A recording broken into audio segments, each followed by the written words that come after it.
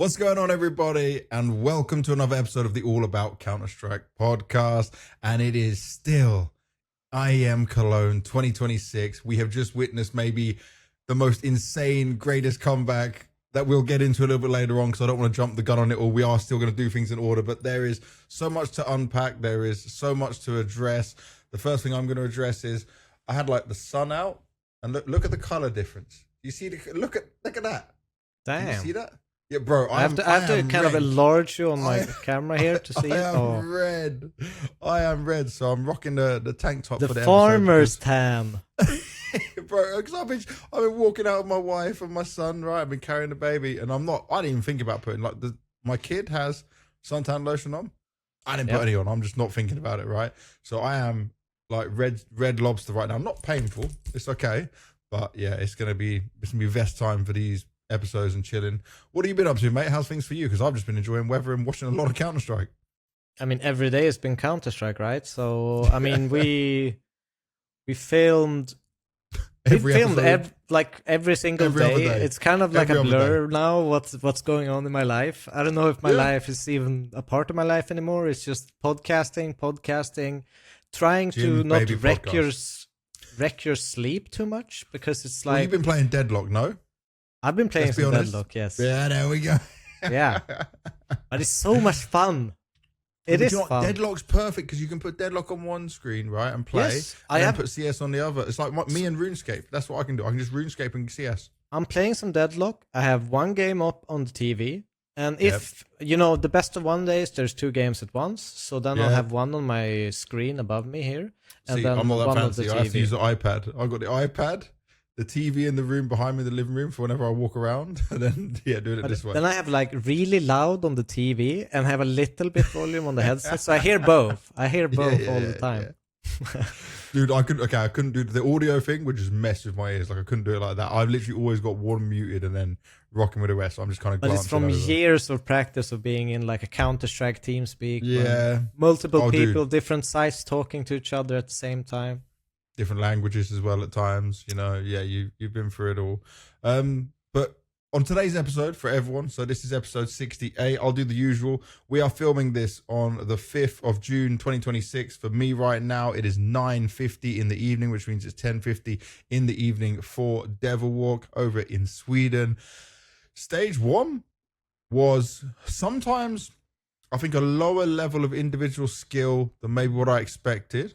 But it's like teams warmed up to it, and I'm not going to put it on the team so much because I've seen teams just get hit by some of that major pressure, that major stress. But this has been so exciting. Actually, I want to take one moment to say thank you to everyone for the love and support and all the interviews we've been doing. I am proud to say that we have put out more than any other podcast in Counter-Strike, the interviews and the content for you guys to enjoy. So I hope everyone's been enjoying it, has been sending in questions, had them answered by some of the best players in the world. We've got already 100% confirmed for stage 3, Aurora Maja. So stay tuned for that one. That's going to be a big one. And I'm trying to line up some other ones at the same time. So we are rocking and rolling with it. But just give me your overall thoughts and opinions on stage 1 from your side, Devilwalk. Because at the beginning, I was worried. I was like, oh, some of these plays, it's bad. And then it just got more exciting. Obviously, it gets exciting as we get on. But I mean, even some of the 0-3 games were exciting. Like TyLoo's run, for example. So yeah, like it impressed me as the days went on. Yeah, but I think that's all stages of the major, especially when you start off the day with a best of 1 scenario. You're playing 2 best of 1s. Like, it is nerve-wracking to play best of 1s. First of all, it doesn't matter. I mean, we've seen here, there's been some upsets, people choking leads, not playing to their capacity. And obviously, it kind of comes over you and continues on to the next best of 1 because you don't have the problem to mentally reset the same way, etc. So the what? Great choice of word, comes over you. But it does. It like rains over you. You want that instead? I think that kind of pressure is just like it's really hard to cope with, especially if you get a bad start in the first one. you Yep. tend to have a bad start in the second one. We saw multiple examples of like teams a lot of people expected to go through, like Heroic, TyLoo had a really, really poor showing in the first day. Yeah. Sinners, obviously, you could see how nervous they were as they were playing, like visibly through the screen. And it is tough to bounce back from that scenario. So I think we're probably going to see a little bit of those jitters as well in stage 2, especially for the more proven teams. They're going to have a little bit of that. It's just not going to show as much because they're much more quality type of team. But as usual, we'll see a little bit of a mix and blend of stage 1 because of all the regions kind of melding together. Definitely. And obviously this episode again is going to be everything you guys need to know about stage 2 of the Cologne Major. We're also going to be reviewing what we saw from the teams in stage 1, then move up into stage 2. Obviously stage 2 we only have 8 new teams to touch on, but we'll go over all the results we saw in stage 1. I'll start with a little bit on just the talent side again, because I want to give a huge amount of praise to Ash. My man is sick. Absolutely crushing it. Like, I thought he would do good, but I mean, I've not seen, maybe I'm just blind, maybe I'm naive, but I mean, I haven't seen any negativity towards, like, some of the questions he's asking other people around him, some of the insight he's having, the way he's delivering things, like, you can tell he is tapped in beyond what even like more veteran people are, in terms of just because he's so recently been a coach, yeah? And his understanding and his fundamentals of it all is crazy good. Like, I think the best desk I've seen is like him and Yanko. Like, that was like perfect, absolutely perfect. And also for Stiko, flexing between interviewer and analyst. Great to see him actually have his chance to be the analyst and do that, like what we both agreed he would probably be like most comfortable with. And again, he's also able to ask the right questions on that Tabson interview we saw at the very end there, off the back of doing some of these interviews. So yeah, I think for them two, big shout outs to them. Obviously we covered all the talent and everyone in it last time, so it's not much of a point. But I think, like, unless Ash really wants to go back to coaching, he can have a phenomenal career as an analyst. But I don't know, maybe coaches probably get paid more than what talent would be. So yeah, it depends where he wants to go with it, depending on which team he can join. There are some teams that might be looking for a new coach though after where this went. Let's start with Sinners in here, because I know you had Sinners going through. I'm not going to rib you for that, but I will say I felt like Sinners was exactly what I said. They all lost 5 to themselves. Players first time. Yeah, all 5 players first time at the major, and started to crumble. Didn't know how to deal with some situations. They, like, you were watching them, and they 100% should have won. They 100% should have won their first best of 1 against FlyQuest. That was a throw. Yeah. They it's threw experience. that. It's experience. They had it locked in. They looked really strong. And then, okay, the way they lost to NRG, I don't rate NRG like that highly. And also, especially because NRG had the problem of not knowing if they were going to play with Bro or not because of his emergency. Yeah. But I think that kind of like, just as I mentioned before, Sinners, they got in a position, they threw a game, they are so down on themselves. They can't reset. Thinking the worst. They can't reset. They don't have the experience to. And they just start cold in game 2, and it just gets out of their hand. Nothing they could do really against Energy, really. And do you know what? And then what was sad? Obviously, they go up against TyLoo. TyLoo is a team that I thought they could match up really well against. Like, I was worried for TyLoo going to be going 0-3 for real. And I like TyLoo. But once TyLoo won Ancient in overtime, I went, the same thing's going to happen again. Now, they did put up a better first half than I expected. Yeah, of the second map, considering they did lose overtime again. But it just felt like once that happened, the doubt starts to set in. Can we do it? Don't want to go 0-3. So I'm not going to be so critical or harsh on Sinners, because all 5 players are at their first major. But it's going to sting for them. They're going to be thinking, we know we're better than this, because look at all the teams they faced. FlyQuest, NRG, TyLoo, right? Okay, FlyQuest and TyLoo made it to stage 2, but if we're talking about Sinners are regularly competing against good European competition, individually can look really good as well. This is just a learning factor for them, because obviously we saw them in Atlanta as well, right? Where they struggled. They only beat Passion UA, which is like a dead team anyway. So, like, it's just a growing for them and major pressure. If no one doesn't understand this by now, it is so different to any other event. You can go to a normal Cologne and it doesn't feel like a major. It doesn't need to be Cologne major. It can be any major, right? I mean, the stages, the Swiss system, everything builds so much pressure because it's so tightly packed with games. It's so clear and obvious. If you go 0-3, you're out. You go 3 wins, you're in. Yep. And it can go like, you've played 2 maps of Counter-Strike and you're already in a fatal position, so to speak, in the Swiss system. It is brutal to end up 0-2 day 1. It is mentally brutal. You don't want to go to sleep. I mean, you barely can sleep on that day going into next day for that best of 3. It's a really, really soul-crushing format. In that and what sense. You're talking about is for some players who have experience, it's hard to sleep, let alone if it's your first one. Yeah. I mean, I think every single major, we see some of the favorites crumble for pressure. We all act surprised, and there's always gonna be like some dark horse coming through event. Last major, I felt it was like a little bit FlyQuest after stage 1. This event, I mean, I'm not really sure we got that many surprises, if I'm completely honest. I Maybe don't look FlyQuest at any again, but not really. Do you know what I would say? Not, because you have Jake Airstead, right? You have Azza there behind him. Inns is now almost a veteran of this stuff. Like, the Netic and Story are probably the least experienced in majors. I think, like, to have 3 anyway, like, I didn't have FlyQuest personally making it through just because I thought some of the other competition would do better than them. I'm pretty sure we talked about them being like a 2-2 team last video. Yeah. Well, I think you said that. I think that's one of your things. So we'll get onto them in a bit anyway. But next team we need to go through, because otherwise we could talk about all these teams in so much, like, huge amount of detail. It could be crazy. But the next one, I'm going to say this is the biggest major flop I can remember. Because I think someone posted this. I have not confirmed these numbers, but someone said there was a post on Reddit, and I think that someone wrote, Gaming Gladiators goes out of the majors with the least amount of rounds won ever. Oh, yeah, because look at this, bro. They went 13-4 against BetBoom. Okay, BetBoom's a good team. Yeah, but then I'll be honest, you're playing Dust 2. Like, if anything, you guys should be able to shoot. And then you get 13-1 by Big on Nuke. Yeah.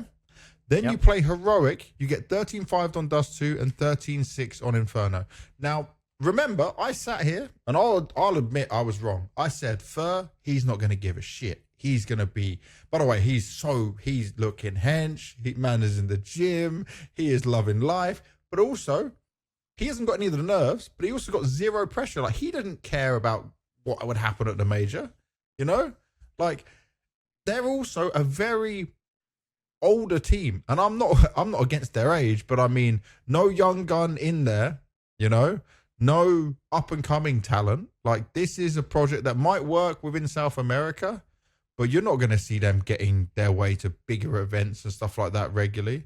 And I think it's just going to be one of these ones where it was almost a wasted slot. I don't know how much they practiced. I don't know what time they put in, but I mean, it was a case closed. By the way, I changed Sharks from my 0-3 to Gaming Gladiators like 1 hour before as well. So I'm lucky I did that. 100% it was no, you did Gladiators. You did it straight out. But I don't want to waste too much time on Gaming Gladiators. You can say your piece on it. But I mean, like, they remove Phelps, right, who helped them qualify it. Phelps had been there since October when the team was formed, or when this team was picked up, should I say. And this is just sad that, like, they would have done better 100% if Phelps was there. Fur is a legend. I love him. I was so happy to see that he could be there and do something again. But this was just like a rollout for the major and turn up and probably drop some promotional stuff, like, it's good for business in Brazil, I guess. Yeah, I mean, I know the pain if you're a Brazilian fan. You look at this tournament because I think it was, is it 2 majors back? 3 majors back, maybe even, when FUT Esports qualified for the major. They were the absolute worst team in that stage. Oh, that was with I think it was Hampus. Hampus was on the team back then. Yeah, I remember that was a When we were actually hyped, that was Austin. brutal. That was Austin. We thought they were going to do way better than what they did, and it was just in the mud. Really, really bad. So Absolutely I understand as a Swede from that. I can have some empathy. We're not going to drill this and kick them while they're down. They had a bad showing. It happens. You know, they probably... I don't know what their expectations were either. Phelps has made a new team now. So, like, you're not getting with Phelps KNG. Yeah, I love that, by the way. I personally, I really always got on with KNG, and he was always so cool to me. I talked to him even a bit on Instagram. He's a family man. Like, I like him. But, I mean, good on Phelps. Go get a new team. Don't just go back to these guys afterwards or something like that. Like, they did you dirty. You know? Like, I'm fine with this. Next team, Thunder Down Under. Greatest team name. Terrible for commentators to say. Cool ass jersey. By the way, I'll say this: the Thunder Down Under jersey didn't look like a normal team jersey, but it looked like an oversized piece of like clothing that is modern fitting. Sadly, this is the most I've got to say about them. I didn't watch too many of their games. Is it an org or is it just like 6 dudes? I think it's just the boys, bro. Because 3 of them are working jobs. 3 of them have 9-to-5 jobs, and I guess it's only 2 of them that don't. So, you know. But, I mean, we got to hand them the roses. They should have probably been in the position that Gaming Gladiators actually went on being at. They went in here, they fucking stomped MIBR. They played really, really well against Bait. It was 13-11.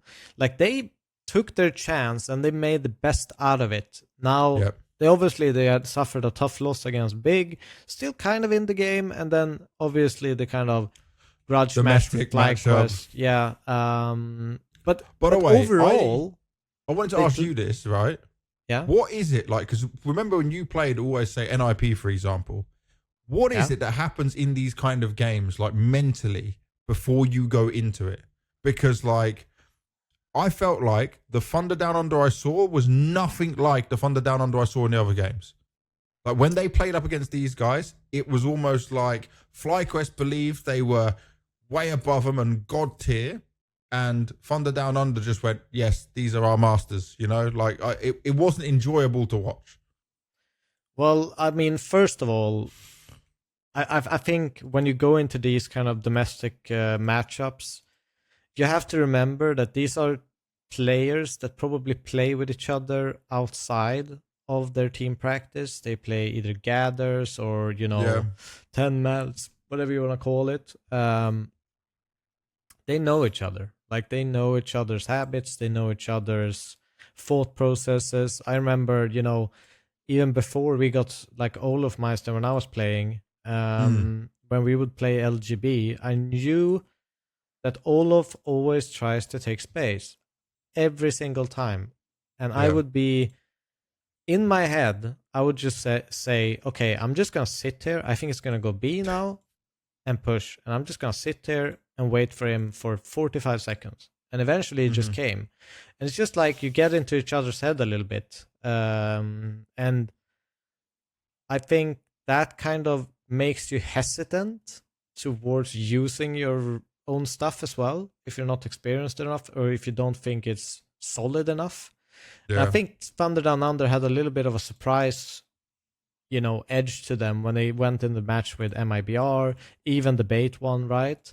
But it's probably the worst opponent for them in FlyQuest, just because of the known quantity for FlyQuest. They know how good they are. They know the habits of them.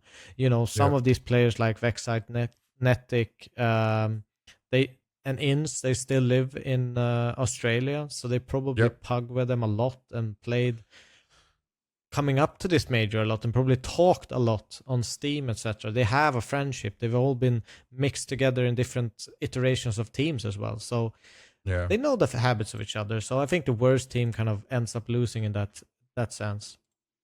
Yeah, and do you know what the thing is? For Thunder Down Under, like, they get a lot of domestic support. They get a lot of domestic love. They are funny with their interviews and what they're doing. Like, I know for them, they're competitors. It was who was doing the interview for Thunder Down Under? I think it was Alistair did the interview for Thunder Down Under, the exit one. And, like, he says it's tough. He says, like, it's not fun to go into this, right, and go out in this place. But, like, at least they came, they tried, they did what they could, given all the situation that's going against them, right? And like that's the difference. Gaming Gladiators to me was a wasted spot. Thunder Down Under isn't, you know? No, Because I think they could have put themselves in a 2-0 bracket. Like it was so close to beating Bait, and you have to give huge props to them. The clutches on that Bait game. Oh, it was crazy. All right, well, respect to Thunder Down Under. I do like the guys. I only know really very well Dexter, Alistair, and Liaz, but I mean that ASAP had some great games. TJP, I even tweeted and just said, like, I was not familiar with your game, bro. Like, he had a monstrous first game against MIBR. But from Thunder Down Under, we're going back over to Brazil and Sharks. Now, Sharks got off to a good start with their game against Heroic. Obviously, Sharks themselves would probably come into that with the right mentality. Yeah. That Maxor, the Argentinian, played really strong for sure. But I feel like after that, it was not okay. The M80 game isn't embarrassing. The Lynn Vision game was embarrassing, you know, because that is a game where I said that when I went into that, I said, you know, I like the Chinese guys, but that was a 50-50. And we go into Overpass, and I'm thinking we're going to at least get a banger of a game here, you know, teams fighting for this. And like, it's in the 1-1 bracket. This is going to be nice. And they just, I don't know, they just fell apart. They whatever prep Gum seems to be able to do against some teams, when the other team can't adjust, I give so much credit to, because Sharks looked lost. Looked like they just never played the map. Yeah, I didn't catch all of Sharks' games. I obviously saw the first one, Heroic. A little bit of a, I don't know, felt more like Heroic weren't really themselves. They felt like they got to the pressure. Obviously, Sharks played well. But overall, I don't know. They played a good game against TyLoo as well. They played okay. I didn't have high expectations for Sharks coming into this major, so you know, just for the fact that they played a great, you know, kind of best of 3 versus TyLoo, there's probably respect in my book. Bro, the best of 3 against TyLoo though, like it was one of these games at the beginning where I thought, okay, TyLoo is crumbling. Like, oh no. Yeah, I was like, TyLoo's crumbling. Then we got the bounce back, and I'm like, okay, let's see what can happen on Anubis. Bro, on Anubis, it seriously looked like Sharks had them in the bag, but Jam Young delivered a 2.37 rate. Like, we'll get into the TyLoo bit afterwards, but I mean, Sharks I don't think Sharks can blame themselves for that final map. It was just one of those games where someone had a mega carry against them, which I wouldn't hold against Sharks at all in that sense. But Sharks, I think we will see them at a lot more of these tier 2 LAN events again. Were they all major rookies, right? Yes, another team of all major rookies as well. So similar situation to Sinners. I think they did reasonably well. Yeah, this is a lot of new names for me. So yeah, we're probably gonna see more of them in the future. Yeah.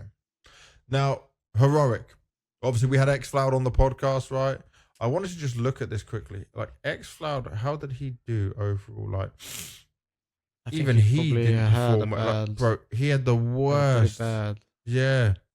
And, like, it's not to pick on any one player at all, but from what he told us, you know, where, like, the different style of CS they're playing and how he wants to be used. And you know, what I got from that interview is that things are still not together, you know? Like, they're not agreeing on the way they want to play and stuff. And I love the fact that XCloud was so honest to us in that interview. If you didn't watch it and you are interested in Heroic, you should certainly check it out. But it's like, that's a problem, you know? That's a big problem for your future, for your belief, for giving your... Because, by the way, if anyone just looks at the rating or looks at the numbers and thinks XCloud's a bad player, you're not watching the guy play. It's just... Maybe this is not the right CS for him or the right team for him. But I mean, I'm just sad to say it, but we need at least 2 player changes on that team. Either they're going to cut XCloud because they're not going to give him the chances he wants, you know, the type of gameplay he wants. And then obviously potentially he could go to Aurora or something like that, you know. But Aurora might be going international after the majors from the rumors there. and then they keep Youngstar and they bring in an AWPer, or they still remove Youngstar, try and bring an AWPer in plus someone else. But like Heroic needs to go through big changes, because this was now like a constant knockdown.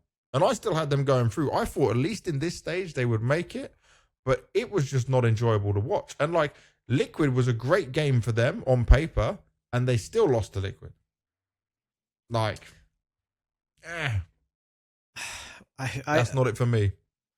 To be honest, I never rated Heroic going into this stage 1. I'm probably one of the few people who didn't even think they would make it through. And a lot of that is because of the chaotic season they've had. I just...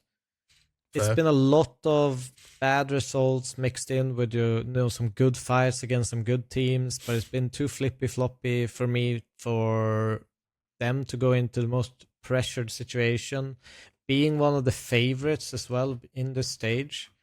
With that as your foundation, it doesn't put me, in the greatest of light. They need to fix their lineup, and I agree, they need changes. They need... Well, first of all, I think they need a real AWPer.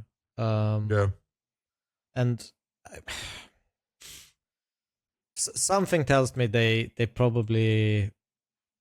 It's weird to say, but probably should go a little bit Scandinavian route. With they have 4. Yeah. I'm trying to see. I saw... But it's just... Did Tobias delete his tweet? Or maybe I didn't see him tweet it.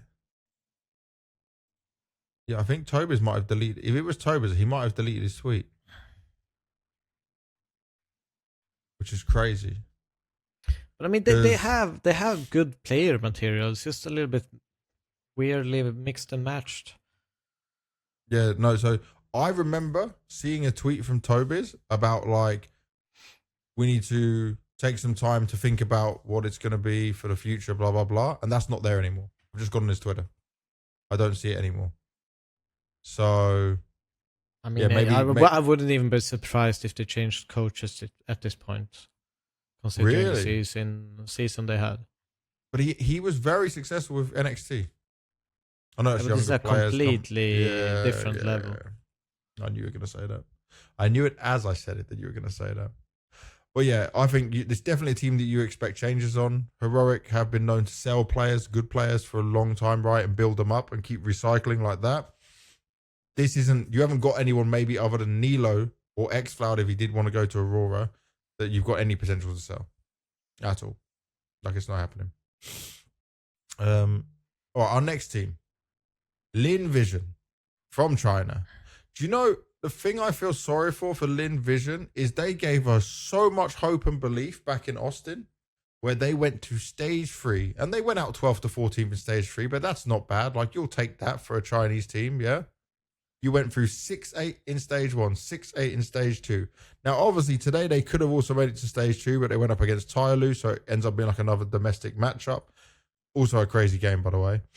But now this is back-to-back majors going out in stage 1. And I feel like for Lynn Vision, I can't tell you who I would replace, but it needs some sort of changing, because Gum, I only ever hear positive things from the Chinese community about him as a coach, from the players on his team, about the work he puts in, how dedicated he is, and some of the game plans they put together impress me when I look at like the fundamentals of what they're playing. But in moments, we see players just disappear on that team. They don't have the hard carry player, you know? I'm trying to look down it now. Where's Lynn Vision in here? No, but like it's a one player can pop off in any given game, but it's now been a long time of this. And if they want to have success, or if they want to actually do better, it's going to be the same story I say to the TyLoo side of things. They need to find a way to come to Europe a bit more. They need to go for the Mongols approach, you know? Yeah, they do. But at the same time, Lynn Vision, the way they play CS is very momentum based. If they lose that momentum, we see, even at this stage, they win big. They won against Heroic 13-11. That's a close game. But if you look over at, losing 13-8 to M80, they lost, they won MIBR. 13-5 Sharks. They got demolished by MIBR. They got demolished by TyLoo, right? It's very hit and miss with them, and they kind of carry that momentum through to a win or a loss, no matter what way you want to look at it. But I still see them as kind of like a Chinese legacy. Like the way they play Counter-Strike is never going to be 100% consistent. It's a bit more on the momentum side. And in some sense, you're right. You're probably going to need someone that can give them a consistent performance every single game in terms of star power and prowess, which they certainly lack to some degree. They have Starry, who had a pretty good stage, I think, overall. Overall, none of them went above a 1.0 rating. Really? Starry had 1.0. Okay. It's because they got demolished. So they got demolished in so many games. Your ratings are going to be infected, which is why I said it's some player can have a good game, but it's never like a double team. And remember, we had this problem for Jam Young before. Jam Young was a huge hard carry for TyLoo, but I mean, Zero now is this young player that's come up, got the opportunity. Like they need the next Chinese person like that to find who can be Zero the one was that a elevates the huge game. find for TyLoo. He's been immense. We'll get onto that later. But like, he's fun to watch. He still makes some mistakes, but he's fun to watch. But yeah, this is gonna hurt again for Lynn Vision, and especially because you're going up against your Chinese rivals on that one as well. But I think it's like, I wouldn't say you reinvent the wheel, but you need an A player change. You need a player change. So from there, we get to look at Liquid. Now, we've beaten this horse quite a lot. Yeah. Yeah. I don't want to be so harsh, but like, you've got Naf out of his ruts. You've got Naf back to playing great. You have a Malbs. You have an Elige. Like, it's kind of crazy that they have a 118 rated Naf, 111 rated Elige, 111 rated Malbs. Yeah. And you go out of this stage, was it 1-3? Mm-hmm. No, 1-3. No, they went out today. So okay, 2-2. Yeah, sorry. Okay. Yeah. They played FlyQuest today. It was the beginning of the day. So much has happened since then. But either way, they are a team. I mean, they got demolished by FlyQuest. Like, they didn't even have a chance against FlyQuest. It's, there were a lot of talks about like Liquid's floating overpass. Mm-hmm. The veto didn't make any sense. And I back up my boy Flashy. I've said so many times I rate him. I don't know what happened here. I don't know what logic came into this. Like, Elige actually made a comment on this. I saw it on HLTV. Let me bring that up. I saw the interview with him, and he basically said something along the lines like they were pretty confident on their Anubis either way. But he basically said, I didn't do the veto. I don't do that kind of stuff. So it's not up to him. But explained that if you have played matches as a core on overpass, compared to if you haven't, you don't want to float that map. And they knew FlyQuest had played at least once with a core, and they haven't. So it's a little bit of a weird one, but obviously got FlyQuest Anubis. It seemed like they expected in prep a completely different map pool or choices of maps, which I find it very weird. Instead it was a not in. Sorry, who was it? Who said it was a surprise? I remember reading one comment. Like, they didn't expect to get that pick. Yeah, like it felt like they messed up somehow in the veto Liquid, which is just like, how? There was In said we didn't even prep for Anubis because we thought there's no way they would let us pick it. It wasn't. I got a good memory. So Like, I mean, imagine that's like the veto you're getting for a game like this, man. And this is your qualification to stage 2, and you get given that gift. And to some degree, I mean, yeah, you can blame the players, but in this case, you actually do have to give Flashy some kind of flack for that that's what preparation. I said. I'm not like, I can defend him all I want of how good he is, but this was a blunder. And then, like, look at this. In the HLTV interview that Elise did, he's talking about to the interviewer. I'll shout out who it was, because who interviewed him? Nero did it. Yeah, good old Nero, Harry. And he's saying about, like, is this fixable without a roster change? And Elise gave a good long answer, but what I understand from that is, no, this isn't fixable without a roster change. And I have been saying it for quite a while. I was a big stan on Shuhei, but it seems like if you don't have the players fully buy in, and he doesn't, like, Shuhei succeeded when he had Cyclone, yeah? And now he's away from that. He's not having success. Ultimate is still a liability. This guy doesn't show up anywhere near enough as an AWPer. And these, by the way, are your 2 European imports. Like, these are the 2 easiest pieces to replace. An IGL is not an easy piece, but you know what I'm saying? Like, this is the things where your 3 American core, you don't want to change. I get your point. I just want to go back to this overpass thing again, just to make it clear for the viewers. If we look down at the HLTV page for both teams, right? Yep. Prior to this game, the first veto for FlyQuest is overpass, right? Yep. The first veto for Liquid is overpass. FlyQuest and Nubis were 8-0 prior to this match. Liquid's was 0-1. So 0 wins, 1 loss, barely played it in officials. They've pretty much banned it second as many times as they could. Yeah. So we get, Liquid's best map is Inferno on stats, but it's 50%, It's the third best for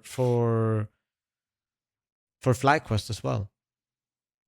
There's like, it's so weird. It is incredibly weird how this veto is. And even if, if they barely play Anubis Liquid, but they have no map pool. It's like they've absolutely 0 map pool. Yep. I've seen them play Nuke like a bunch of times, but they've 33% win rate on Nuke. That's like, for me, probably the map I see them play the most. Yeah. And do you know the thing here that was also sad, right? Is Liquid is a huge organization for Counter-Strike. They need to have a Counter-Strike team because they're quite heavily invested in Esports World Cup, right? So, like, it is a team they need to stick with. But the amount of fuck-ups and bad decisions and failures now for Liquid, like, maybe I would be worried if I'm a player that they might just say, I don't want to have anything to do with this anymore. Because I mean, for me, it's quite clear that Shui has been, like, he was known to be quite a good fragging IGL. Yes. Before he came to this Liquid squad. But he has showed new levels of going below the low fragging IGLs in this Liquid. Yeah, definitely. Bless you. Like I said, I don't want to turn this into just a bullying Liquid thing. I think you have to make 2 changes. I'm a big fan of Shuhei, but you just got to look at this realistically. You have 3 American or from the Americas region, right? Because Malb's from Guatemala. You've got Naf, Elige, Malbs. You're not touching them. Yeah, Elige and Naf, we know what they can deliver. Ultimate, there's no way they're going from America's region with how... No, that's what I'm saying. They're not. Yeah, right. So you need to keep that core. So look at this. Yeah. You've now had since 2024, so it's now been 2 years of Ultimate, and we've had the same problems with him over and over again. And there has been a lot of changes. I'll give him that, but he's definitely not the AWPer you need. And you're Liquid. You can get some other player. You can attract a better player. And then now Shuhei, he hasn't had as long. And I will say this for him. He's had so much back and forth, and maybe it doesn't work where he's got Elige having such a big voice, and we know how Elige wants to have a lot of input into things. But it's not working. This isn't a good fit for him. So, no. And I don't think they should cut Flashy. I think Flashy definitely deserves more of a chance in this, right? Flashy's been there now since July 2025, so it's just going to be over a year soon. I think he needs a bit more time with the right setup and players to make the right choices. You need to let him pick these players with Elige. Because Naf, by the way, Naf and Malbs, they'll play whatever. Naf will do anything, and I'm sure Malbs is not going to be that picky. So you need Flashy and Elige. Don't put Elige as IGL, don't do that. But you need Flashy and Elige to work on the two players they want, take some time to do it, and go from there. That's the fix for me. Nothing more to say. Should we move on to NRG? I mean, in my opinion, lost. In my opinion, there should be a merge between Liquid and NRG. Oh. I think they should take OC, take Nitro, make this an American Full American team again. Yeah. I see. Fuck it, what bring Dabs. No, I see. Don't. Hey. I see what you're trying to cook with. They're cooking better with weaker material. Yeah, but I'll just say this, right? Liquid's aspirations are much higher than that. Yeah, but it will still be better. Oh, it'll be better than what they have now, but I think like the other route of what I was suggesting of if they're going to use that and look at the Europeans they can get, that is going to be miles better. I like the idea. Why not? Okay. Well, let's see what happens. Maybe you're cooking or something. Maybe that's actually what happens. It does turn us nicely into NRG though. And I will say it hurts and it sucks. It is painful. That Grim interview wasn't nice. They even seem to have cut one. By the way, you notice how they started the interview with Grim? Then it like cut. Something must have happened and then he did something else. I guess like they need to cut a part of the interview out because obviously that can happen when emotions are high. Lucky when the interview's pre-recorded like that. I'm much more of a fan of just getting the pure live and rolling out there. But they lost to GamerLegion. They still put up a good fight. They didn't know if Bro was going to be there or not. And Bro's going through a family member lost. You know, that was from the previous event at CAC. They beat Sinners. They beat FlyQuest to qualify. The M80 game was, I will say, because I was watching that intensely because I wanted to see if M80 were going to make it through, right? And we got the best version of Jaber. Well, I think we got proof that this is the best North American team. Swisher, by the way, who still doesn't get enough credit on M80. Fantastic work on there. Like, that's when I thought for NRG, there is a huge gap between like you and M80 now. You know, my camera had a little fit then. And then this big game we just saw, even the fact, like, I was a sure thing almost in my mind that Big were winning that 2-0. So I will say this isn't so bad for NRG because they don't have what Liquid have, even if they end up finishing in the same spot, you know? They don't have the same expectations either. I mean, No. They made it to the major. They probably, I mean, the worst part is they probably played what can be described as the most haunting memory in Counter-Strike for them in this big game. Yeah, Nitro's probably never experienced that in his long career. To watch this because, you know, we were I was watching watching Mirage see Decide before I actually joined Discord with you, and I was like, I know they're good at Mirage. I played with them on Mirage, you know, we played a Face It together. Here we go, back against this. Yeah, and I know they're good. I know they're really good. They're proactive. They're, you know, always changing things up. They're really annoying. With the way they approach, you know, the rounds and they have the setups, the flashes, they cover for each other. They're really, really well thought out CT stuff. And you could see that in that big game. And it's an unbelievable, it almost hurts thinking about being in that scenario, being in that camp as these rounds just go over and over. They lose clutch after clutch, Fav another clutch, Tabs another clutch. And I'm sitting here fucking sweating watching the game because it's nerve-wracking as hell. I both want Big to make it to overtime, but I also don't want someone to feel this shit after a loss, because it's an unbelievable fumble. It's an unbelievable fumble to be 12-0 up on the CT side of Mirage. Yeah. Like it. What was it? A 1 HP or 2 HP clutch from Farben? It was something crazy. Yeah, it's something along those lines. Honestly, the Tabson 1v2 as well, where he like just lasered the second guy out of nowhere. He just predicted where it was going to come from.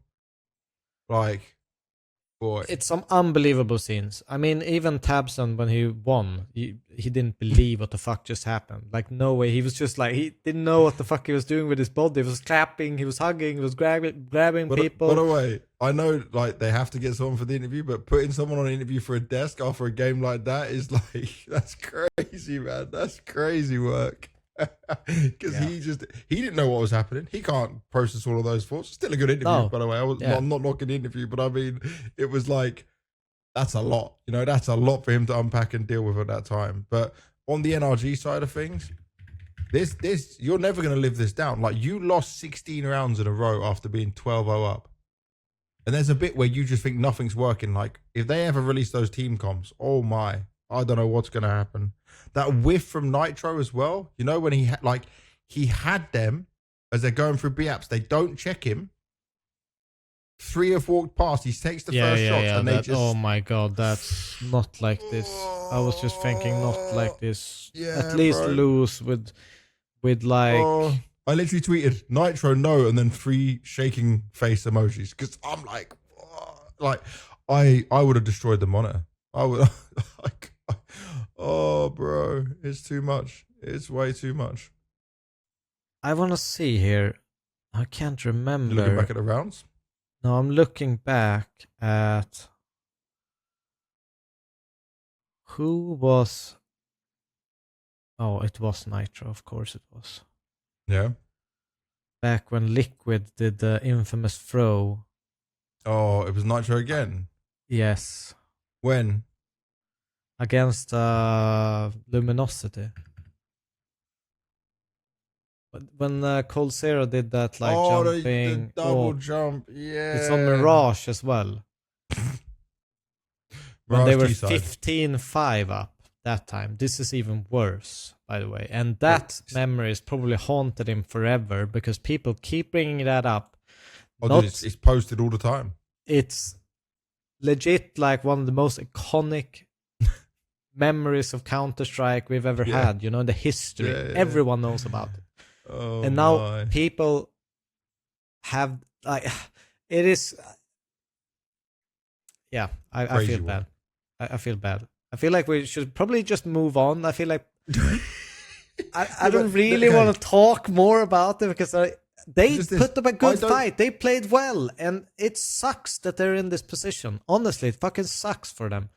I don't think that they should make any changes. I think, like, let me look down this for Grim, because Grim's the one I had big eyes on. Grim played better this tournament. So Grim's getting more comfortable. OC, by the way, you said you want to see on Liquid. Let's not talk about that right now. He had an absolute stinker. 0.85 for the whole tournament as your AWP. Bro can be consistent. Sonic is still heavily underrated. But I mean, this lineup still has legs within North America. They still got a lot of growing to do. I wouldn't want to see them make a change. I don't think they specifically need a change. They sit right where I thought they would sit. I never had them going to stage 2, and they came. But the thing is, like, they play some really good, high caliber Counter-Strike energy, even with this lineup. That's why I feel like Nitro going back to Liquid would be a perfect fit. It would fix, because Nitro is not a bad fragging IGL, by the way. He's pretty sharp sometimes. He's also very much a risk taker, does what he needs for the team.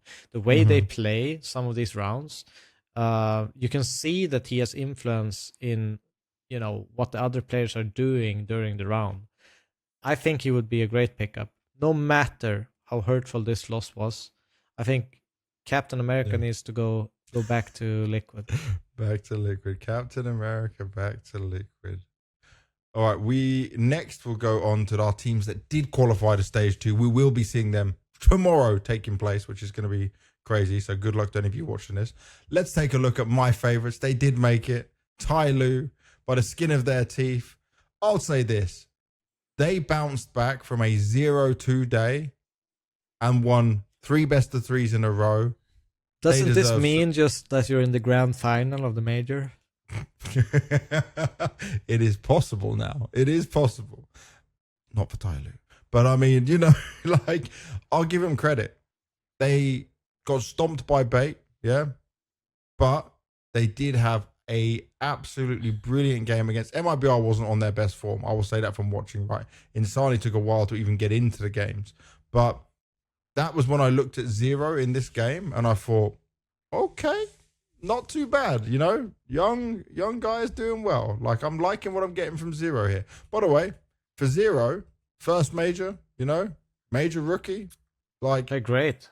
He's hardly got any games on HLTV, bro. You click his whole event page and it's a bunch of games from 2025 and 2026. That's it. Like, so change the game as the team was on previously for 2 years and then straight to TyLoo. Your first major, stage 1, you're through to stage 2 and you performed very well. 1.18 rating. This is the guy they were looking for. This is it. They cooked. Yeah, they needed a consistent kind of star that would show up in games alongside Jam Young. So yeah, they found them. I think obviously they have struggles. They don't look as sharp as I'd like them to be sometimes. They fumble some rounds. G looks a little bit awkward at times. But you know, they made it. They made it through, and we all know how much a team can grow through a process like this when you're down and out. And now you're on a win streak of 3, and I think it's easy to brush off as well without losing any confidence that we lost the best of 1s, but now more best of 3s hopefully coming up for them.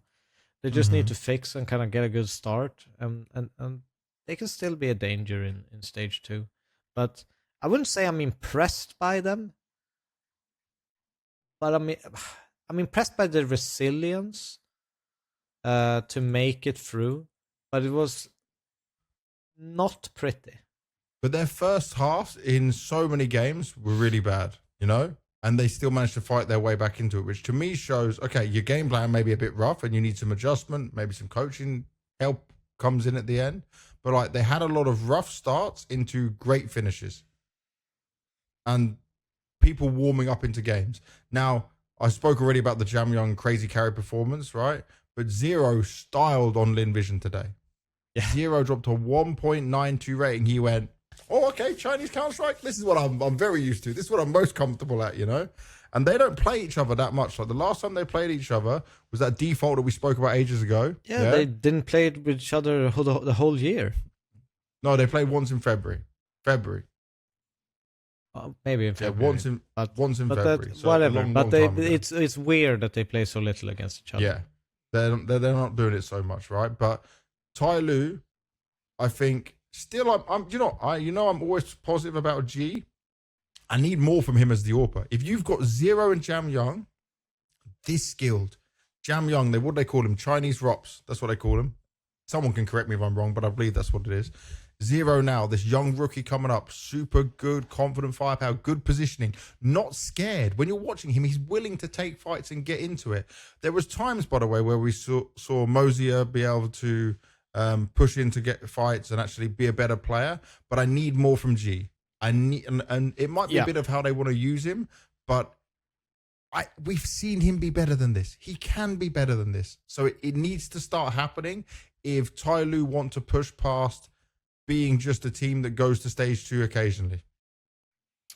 Yeah, I agree. I think G to me it's kind of like, if they want to do well in stage 2, he needs to step up as well.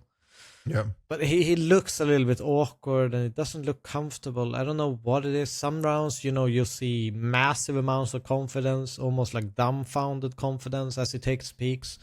And some rounds when it gets a little bit chaotic, that's when I miss a little bit more of a decisive G, a little bit of more craziness to him, you know. And I feel like he's hesitant in those situations, and I think in Counter-Strike it's just always hesitance is death. You know, you're never gonna play well if you hesitate. And even if it's the wrong call, as long as he follows his gut feeling a little bit more, I think he'll do well. And the thing is, right, stage 1 Blast Austin, great performance from him. Stage 2, not so much. Stage 2 Budapest, where they started, he had a great individual game, but the team wasn't there, so they didn't progress to stage 3. This time you started in stage 1, he's a little bit shaky. If he can level up into it alongside Zero and Jam Young, there is a chance they can make it to stage 3. It's a slim chance now. This is going to get so much harder for them. But if they get the right matchups or something, like, to be fair, they were blessed today that they didn't fight maybe a big clan or even an NRG. Yeah, even an NRG, you know, that could be a problem for them. They got Lynn Vision, they've got some confidence, and if they just get one win tomorrow in best of ones, that's kind of like they can be happy with that, you know. We'll get into matchups and stuff later on. And from an Asia team coming out of Oceania with a little bit of a Portuguese flair to it, it is FlyQuest. That I would say FlyQuest came through and impressed me to a degree, but like we spoke about, you put them as a team that could be 3-2 or 2-3, right? They could be in any of that position, but like if you looked at their recent results, it wouldn't give you any hope that they would have actually gone through this stage 1. They didn't seem to have their form even in like domestic matchup against other Asia teams, but they did kind of warm up into the tournament. Like, but it was all these rumors as well, right? With them not having enough practice, are they really ready? They've struggled with, you know, some parts of the team staying in Europe and another part of the team being back in Australia. So it kind of gave me a little bit of like, you know, I don't know what to believe, because I was a huge FlyQuest, you know, fan for last major. I was hyping them up. They played great Counter-Strike. They obviously made some changes for the better, I think. I think Story is a fantastic offer, and it actually improved their team a lot. But because of these like unknown circumstances and everything, my expectations were kind of put on a lid for FlyQuest. That's fair. But yeah, I think, you know, they didn't start off looking great against Sinners, but they grew into the game. They made a comeback and kind of took control and narrowly won it. And, you know, they played a great map against GamerLegion as well. We saw some, you know, styling from Netic. There's been some really, really good parts. Even, you know, close against NRG. You go Thunder Down Under was pretty comfortable win for them. And Liquid, an absolute beating. So they could pretty much have won against every opponent that they played against in this stage 1. And that is impressive. Now, going 3-2 and just looking at it from that angle makes it maybe, you're like, maybe it's not as impressive. But just for the fact that they played really close against NRG, who basically qualified. They played really close against GamerLegion, who's one of the favorites going into this stage. You know, I think they've done a commendable job, you know, going through. Even at 3-2, they played some tough games. They had tough opponents, and they made it through. And it looked like, you know, they were always going to make it through with how they played. But you see, you say like they had tough opponents. I would say the GamerLegion one definitely. But other than that, I wouldn't put it as tough opponents based on the fact that we do have a set of players who are very experienced to this now. Didn't they 3-1 Budapest last year, or no, 3-0 Budapest, right? Yeah, but they still played like the upper half of, you know, tough opponents. I still think, you know, NRG. In this stage, This stage is, you know, there are some glaring weaknesses. Yes, Sinner wasn't that great. I had hope for better from them. But the first game was a tough game. GamerLegion, obvious favorites. And I think everyone had GamerLegion 3-0 in their Pick-Ems pretty much. So many. Just because they came off of, you know, they had that, was it Atlanta? Last Rivals, they played great. So I think they played good, and they're probably progressing a little bit. They're probably growing a little bit into this. I hope that they can make a better kind of showing in stage 2 than they did last major, when they kind of went 3-0 and then bombed out completely and kind of lost their flow. Didn't really seem like they had any chance in any games. So I'm hoping for more. And hopefully Story can be that guy that kind of pushes them back, because he's a very consistent AWPer for this team. Well, what I was going to say about this, right, is obviously the Liquid win is a legit win, right? Yeah. That's when you've got the most amount of pressure. It's your last game to qualify. You got to deal with all the extra feelings. And obviously they were not favorites coming into that game, but they played like favorites. They played dominant. And I remember in Budapest, we were hyping up so much the fact that, like, oh, they've got Azza now as a coach. Everyone believed in like what he was doing, what he was trying to change. We were talking about that with him in the interviews, right? And he was giving us some insight. But I actually feel like now might be a better, I'm not going to say they're going to make stage 3, but I mean, this could be a better situation for them. The fact that they are staying so warmed up, they've played every day, because they went so cold. It didn't even look like the same FlyQuest last time around. And I just looked down some stats quickly, right?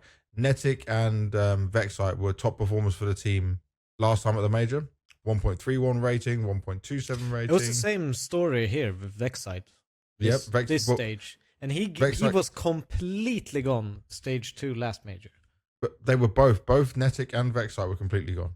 So that's what I was just looking at. So stage 2 last time, 0.55 for Vexite and 0.68 for Netic. So obviously that's tough, right? And it's about how they can stay in the zone, even against a lot tougher opposition. And they've got a good opening game for stage 2. Obviously, we'll come on to that a bit later on. But I feel like for FlyQuest, bare minimum was done here, but they themselves need to start breaking through a barrier. And I would still put them as a chance, if they can keep that form and if Story can play well, that they could be in the same 2-2 category, maybe a lucky 3-2 or a 2-3 going into stage 3, which people would not probably put them. I think a lot of people probably put them as a 0-3 right now, but I don't think that's going to be the case. No, I hope, but I think a lot of it comes down to how well they handle the best of ones. If they can get good maps, if they can maybe get lucky in a draw with a team that likes to play Anubis, etc., like play a map that they are very, very comfortable on, and a team kind of underestimates the power they have in that map, then I think they can do reasonably well. But if they go 0-2 early on, it's a very tough bracket in stage 2 to I think a lot of it comes down to the best of ones, how they handle that. So they need to have a good first day tomorrow, that's for sure. But did you have them going through? Did you have FlyQuest going through or not? I didn't. No, personally. I'm slightly disappointed in myself, but I went for Sinners only with because the information we had. You shouldn't be disappointed in yourself. Let's be fair, right? With the information I had, it made sense what we were doing. But it was like Sinners was a pure gamble. I thought that they could be like the dark horse. You know, it all depends on how you kind of handle going into a major, because I think some teams you get sometimes where they just enjoy the moment and they from the start. So I mean, we've seen it with like the likes of Bait in the past, and you know, some of these like Nemiga when they were playing in the major. That they just enjoy being there, enjoy it, and relieve them from pressure. But this time around, it wasn't the case, right? For Sinners, definitely not. But for FlyQuest, at least, let's see what they can do. Stage 2 is where the major really begins to and they had some learnings in there. I mean, they probably reflected on the last stage 2 and kind of knew what went wrong, and hopefully, you know, that experience can help them. With some of the nerves. And our last team to make it through on the final hurdle was Big Clan. Obviously, we got to look at this. What a game. Do you know what's crazy? So many people had Big 3-0 or in the 3-1 category very early on. You know, we were very hyped up about them. I think Tabson helped us get more hyped up about them when we were talking to them. Yeah. And this run started off with a loss against Liquid, which like on paper, I didn't have Liquid winning that game when you looked at how dejected and how they won that game. But it's like also, again, just to touch on the Liquid thing, is Liquid don't look like they're enjoying how to play CS at other events. So you're just thinking it's going to be rough. Then they beat Gaming Gladiators and Thunder Down Under, right? So 2 strong best of ones in there. The loss to GamerLegion had me shook, man. It had me shook because I honestly thought that with how badly PR was playing up until this game, that like nothing was going to save GamerLegion. PR was having like a terrible major. I mean, that overpass and then he was turned big. it around. That overpass was big by a mile. There was some clutch moments, callings from Snacks to kind of get them through on the line in the overtime. They also had some shenanigans in the pistol. It was a post on Reddit. Even I think a lot of people have seen it when they kind of just stack in that corner on overpass. Just waited. And I just thought that's such an old school counter strat. Yeah, it's very. You can take space. We'll just be waiting. It was beautiful, but I think Big kind of threw that. But I felt like they had Ancient as well. I felt like Ancient at the beginning was like a great first half. You could battle into it, and I expected more from them in that game. I'm not going to say it's a guaranteed win, Big versus GamerLegion, because a lot of people are favoring GamerLegion, rightly so. But I just looked at like how badly some of the plays were from GamerLegion. I was starting to worry of the nerves getting to him, and then Big just unable to close out a map it's kind of rough. But then afterwards, right? Okay, Big's final chance to do it. We get the greatest game of stage 1 of the major. We get 16 rounds in a row. 15 on the CT side, the 1T round to seal the deal. Like, what we just saw takes belief and trust in everyone. Exactly what Tabson told us in the interview. It's exactly what he told us. And that is super impressive. That means, right, that they're trusting in the calls Blame F's making, or the way he's saying for people to rotate. They're believing in each other. The clutches the clutches were crazy because some of those clutches should have been unwinnable. Like NRG should be on paper the one we're looking at going in there, but they were 2 big clutches. Tabson's 1v2 was crazy as well. There is so much to praise in the mental strength of that team and how it came together for them, because 12-0 down, and then they just started believing. It's not only that. It's not only that the matter of fact that we've seen that they've done it. Imagine the buff you get as a team, as a unit, to have this reference point whenever you're down in a game. Yeah. It's like a normal team. You go down in this situation, you automatically, no matter what, you stop believing to a certain degree. Yeah.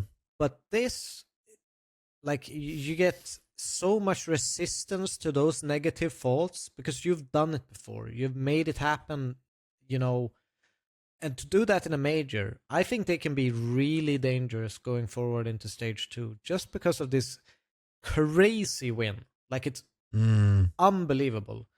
And, the one worry I'll have is just their T sides. Have they been looking that great?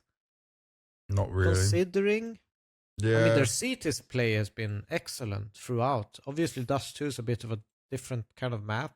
You tend to get a lot of T side rounds on it, but the other maps has been a little bit of a struggle for T rounds for Big.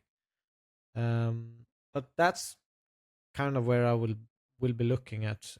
If they can improve their T side, keep the resilience that they've had from this stage. It's a never give up, never, they're never out mentality. Yeah. I think they could be a dark horse for next stage. I also want to give Favon a lot of credit because, he was great. He's not a name people are really talking about in a big way, but he was doing. Remember, Tabson said about him and Favon are just the ones who are going to do everything what is asked of them, right? With no questions asked. Greeks obviously gets a bit more freedom. Blame F is the one calling the shots, but Favon was holding his own, doing the dirty, doing what they needed. The clutches we already mentioned, like it was really solid from him. But you know what I said, like when we were watching the game, Mm. I said, and this might sound so weird, because I Oh said, no, I know what you're gonna say. I said, dude, Faven is amazing because he's not very skilled. But what I mean by that is he's not incredibly mechanically gifted. But Yeah. what he is able to do with the talent that he has and the mechanical skill that he has is far above. He's punching far above the mechanical skill. He's smart in situation. There was a couple of rounds on B on that Mirage. He stayed in the smoke. He waited for the T to reload in the middle of a full B execute. Chaos was ensued. There was nades dropping everywhere, flashes, and he had the presence of mind to kind of just chill, take the right decision, and get a free kill. And that kind of turned that B execute completely around. And he was so clutch in those moments. And that's what I mean with he's not overusing, aim to win the duel. He's not taking 50-50 duels. He's outsmarting his opponent, and having that presence of mind is so important in Counter-Strike, especially if you're an anchor and playing like he was playing B anchor that round. It's so important to be able to create some chaos back to the T side. It's what, the overwhelming, when the rotates comes in, they're going to get a couple of free picks because all of a sudden they're looking at Faven. Where is he? Yeah. What's going on? And they want to kill him. They're trying to find him because he was playing by car and then he disappeared in that smoke. Yeah, I see what you mean. And he didn't just give his life away, right? He didn't just die out for no reason. It doesn't always look pretty, but it's smart. It's very, very, conscious Counter-Strike from him, and I love that. Yeah. And I can't say I agree that they're going to be a dark horse for stage 2, but they might throw some spanners into the works now because, like you said, the high they must be riding off now is going to be crazy, man. It's gonna be crazy. Don't underestimate a mental buff like that. Like no, I get you.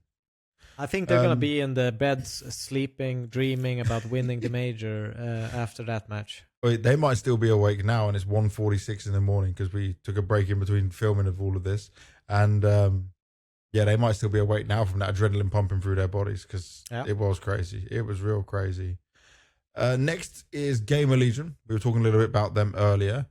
Do you know, I'm going to have to go down the exact scores for this. So, they end up getting the first win against NRG, right? PR, bottom of the scoreboard, struggling. Then they win against FlyQuest again. It's super close. PR, bottom of the scoreboard. If I'm right, maybe you can check this Devil when I'm talking about it. I think it's his second major overall, if I'm right. So have a look at that for me. Then they play Betboo. And he is, okay, no one had a good game, but they got 13-2 and 13-8. So, they were struggling anyway, right? But he still only had a 0.89 rating. It's his second, yes. Second, yeah? Cool. So I was right. So it's his second major. This is a guy who I remember at Katowice, for example, having the most ridiculous aim, who was sharp and was dominating. In the big game, he finally came alive and started to show up, which they qualified on. But I mean, I've still not seeing the PR of old, and that is my biggest worry for GamerLegion. He's their worst rated player in this stage. Yeah. And this, and it's only going to get harder here, right? And at least when so the first event we saw him at, Katowice 2025, 1.27 rating. EPL 1.121, he was regularly in the green. Then when Snacks came in and how he's being used, and I remember I did interviews with him at Blast Bounty, and he said, I'm not quite comfortable. I'm still learning how to be under this leader. And I was a little bit worried, but Atlanta was pretty good. I'm just worried that the major, or maybe he's a player that is actually affected by pressure, that he can't come up to his standards. But if you just look down the whole stats for all players of this team, it was not the usual GamerLegion performance. And I wonder if a bit of that is Snacks. Zero pressure on him. He's doing his thing. He's calling the crazy pistol round you said, right? So they need to be fully locked in for stage 2. Otherwise, they're going to run over. They're going to get absolutely run over. Yeah, despite them doing good here. It is a worry, but I think, them coming in as monster favorites in this. It's probably them and BetBoom that had the biggest expectations on them. If we maybe not BetBoom, just because they had this like lineup change, visa issues, whatever. They kind of dropped a little bit in the expectation graph, I would say. But GamerLegion was 100% the favorite of this entire stage. Especially off the back of that think, Atlanta. Yeah, but do you think like now it's kind of like, okay, we've gone through the storm and now we can start playing a little bit? Do you think that could be the case for this GamerLegion camp, or is it more like this is the level of GamerLegion we're gonna see? I wouldn't say it's the level we're gonna see, because I feel like this was good, them going through stage one this way, that it wasn't super close. They were not on the last day facing elimination, but it may have given them a punch in the face a little bit of like, we are not playing like we expect ourselves to play. The team that was in Atlanta was not here right now for stage one, and in stage two, that can't happen against the teams they're going to face. So that might help them. But I would say it's going to be very cliche, but it's on the individuals now, because Snacks can't get away with the things he was doing against very experienced players. You know, they will check for these things, especially now it's been seen. The demos are there of it, right? It needs to be your Rares, your Hypex, your PR. They need to deliver now with no excuses. It doesn't matter that it's a major. And it's going to have to be a mentality switch, because we know they are capable of it, but now it's just about showing it. I can understand GamerLegion from one point, because it's tough games and you expect to win every single game when you're in this stage. There was such a clear favorite that when you go into stage 2, you're playing, you know, the likes of Spirit, Legacy, Astralis, FUT, G2. Like there's a lot of teams that, like GamerLegion, all eyes aren't on GamerLegion anymore. They can have the pressure's off. Games where they are the underdog again, which they were in Atlanta. Yeah. They were massive underdogs and caught a lot of people off guard with how well they played. Maybe that's just kind of where they like to be. Do you know what's funny? You mentioned Astralis, you mentioned Legacy, yeah? You mentioned Pain. These are 3 teams they beat in Atlanta that are in stage 2. Yeah. That they will have to go up against. So yeah, maybe you could be onto something here, mate. You could be onto something. I like your thinking. Maybe we will get a different GamerLegion from it. Maybe we will. Yeah. But they're going to shake it so. off. Because it sounds like we're being critical of a team that went 3-1, but we had higher expectations. And that's the... They ruined my Pick-Ems. I should have gone 3-0. All right, next we do MIBR. Now, I'll say this. I don't care that they lost to Thunder Down Under. Yeah. I wasn't worried. They bounced back, and I wasn't worried about it. But I will tell you this. I wasn't comfortable even during the TyLoo game. The whole first day had me shook of like, what happened to the MIBR we just had in China? You know? Because it was in... By the way, this is almost like... Insani, though, he's been at majors. He's not a player who's new to majors. So Insani has a 0.74 rating. And I'm like, okay, it's against Thunder Down Under. Like, maybe he just wasn't ready. Like, maybe I'm missing something here. Then against TyLoo, he's 3rd in the pack, 1.10 rating. It's a 16-14 game. It's not bad, but I wasn't seeing Insani do Insani things. And this is one of the people I am always most impressed about. No matter what competition he is facing. No matter what competition. And in terms of majors, this is his 1, 2, 3. This is his 4th major of his career. He still ends the stage 1 on a 1.26 rating. So very strong. But only because of this Lynn Vision game. But the one thing that I will say, that this might even be a sign of strength for MIBR. That it's not only... you know, Insani that can win them games. It's not only him having to carrying them, you know, through games and hurdles. They can actually do it even when Insani has off games, even when he's playing poorly. So I see it as a sign of strength from MIBR. You know, Insani had a couple of rough best of ones, But Yep. they bounced back. He was back in the best of threes. They qualified 3-1, job done.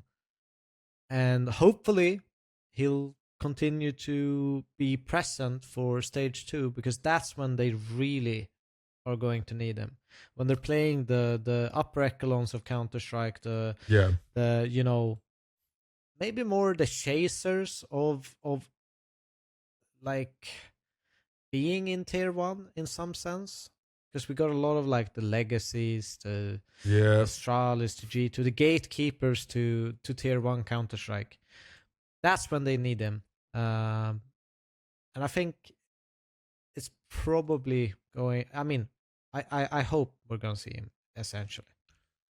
Yeah, I get you. And you know what, I actually want to say this. The craziest thing that MIBR had to deal with is mid-tournament, G2 put a tweet out, Klim is still available. We are taking offers for him. And I'm like, I understand he's on loan, but imagine the doubt you're putting. Now, players should be able to deal with this. They should be all mature enough to know it. But anything, I promise you, anything like that happens, there's some cogs turning. Wait a second, we're going to play this major. We really like this lineup. I think it's Could we lose bit Klim? Maybe unfair to Klim in a way. Like, because now all the reporters are essentially, you know, they want a Klim interview. They want to, you know, seek his answers. And he says, you know, things are unsure, blah, blah, blah. But he's going to be, you know, kind of getting all those sorts of questions from all sorts of media. And maybe that's a little bit unfair on the player that you have on the contract in some sense. Especially, by the way, like, I'm not saying some bias is going to get... I'm not going to say some bias is going to get kicked, but if you want an AWPer, you might actually want to look at Klim as a potential replacement for some bias if things continue to go badly for G2, you know? But don't Sampai throw it out there. So seems like a guy who likes his old team. Yeah, it's probably more likely to bring back Snappy. Snappy leave NIP and then Hunter's kicked after all this time on G. No, I'm not entertaining that conversation, Devil. We're not having that. We're not. I'm just saying. He's like, it should work like Snappy did it. No, I'm not doing this. I'm not getting involved. The one thing I'll say is, I know it's only a best of 1, but I remember reading somewhere that like MIBR never wins against Liquid. So that was a big one for him as well. Like that was a confidence boosting win, you know, to be able to get one from over a rival. And the Lynn Vision game at the end, mate. I thought we were going to get more from that game. Yeah. But Insani 2.21 rating, they feasted. Like it didn't matter what MIBR did, the individuals were working. I'm not going to tell anyone that LNZ like called a great game. They started on CT side both maps and they already had it in a bag. They had full confidence. They were chilling. Like they had one of the easiest games to qualify through. It's not their fault, nothing against them, but I just mean like it was such a breeze. And one player I want to shout out is the consistency from Venom Zero. And as far as I'm aware, let me check. It should be his first major because that's not a name I've even said out loud before. Someone's going to go, actually, you said it on a podcast. No, okay, he was in stage 1 last year for Red Canids. Oh, dropping a 0.85 rank. I don't even remember, bro. I don't do a single Red Canids interview, I think. I watched a couple of Red Canids games. One was against FaZe, right? On the news. Yes, it was the FaZe one. Do you know what? That's why it doesn't they won against FaZe. Yeah. But that's why it doesn't get talked about, because obviously we all just interviewed and spoke to FaZe. We had no care on Red Canids at that point. But bro, he's stable. He's a good player. Because everyone's talking Insani and Klim the whole time. This guy kind of flew under the radar. I'm liking what I see from him. If he can deliver I'm not looking for the same performance. Just have the same confidence going into stage 2. He can be the difference maker that gives MIBR a fighting chance in stage 2. 100%. Yeah. I really like what I saw from him. Really strong. All right, we've got 3 more teams to go before we then move on to stage 2. And we're now going on to M80. And let me just tell you, M80 is looking good with the Americans right now. Everyone said, it's going to be the Germans. Because Sin, by the way, is one of those in-game leaders who can frag out a bit. Slacks. I would never say... Slacks... He has good moments, but he has some dropped really sick games sometimes. Yeah, but I mean, would you agree with me that like he's a hot and cold player? I'm not. I'm going to check his ratings now because this is just me talking from what I see. But like sometimes he goes missing in tournament. Yeah, like he had a bad CAC, he had a terrible Atlanta. He'll farm the American events, but on any of these bigger stage events, let's just do his big event. Last major he was really good. I'm pretty sure. Okay, so out of all the big events he's had in his entire career, from Sprout to M80 now, there is only one green rating of 1.09. Only one. And at majors, stage 2 was 1.07, stage 1 was 1.21. But like at the moment, he's not hitting the same way. Now, it could be just the way that things are playing out, right? And how they are playing as a team, because I said this already. Swisher was massively impressive, but my biggest positive is JBA, whatever you want to call him, because they said about teaching him some more, that he could learn and grow some more. By the way, it's so funny. Swisher basically stole. Swisher was behind Sin when we were doing the podcast interview. He literally stole word for word what Sin said and used it on the HLTV interview. When I read it, I was like, is that a quote from our interview? And I was like, nope, he's literally just copied the same thing. But basically, JBA was obviously being micromanaged like crazy. Well, now he's calling out some things himself. He's making plays himself. He's making the right decisions. The kid is learning. The kid is growing. Yeah, I mean, I've always been a big fan of M80. I think it's kind of like... Yeah, I know you have. I just like the way they play Counter-Strike. They play, high-octane Counter-Strike. It's fast. It's reactive. It's like they play it like a little bit Pug-esque, but at the same time, when they make decisions, they coordinate as a really, really high-level team. Mm-hmm. So it's that blend I really, really enjoy watching, and it's great when it works. Like it's mauls teams down.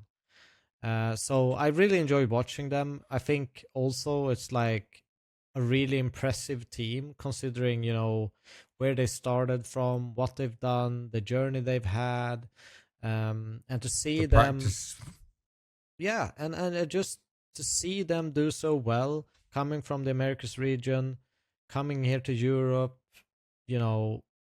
really, I thought they were gonna go through. I was almost certain of it, just because when you look at them at the cameras, they're really enjoying the moment. And I love to see that joy. I think that's kind of one of the best things about watching Counter-Strike, is seeing the emotions, and they really show it. They wear their hearts on their sleeves when they play Counter-Strike, and I love watching it. And it's an impressive 3-1, I think.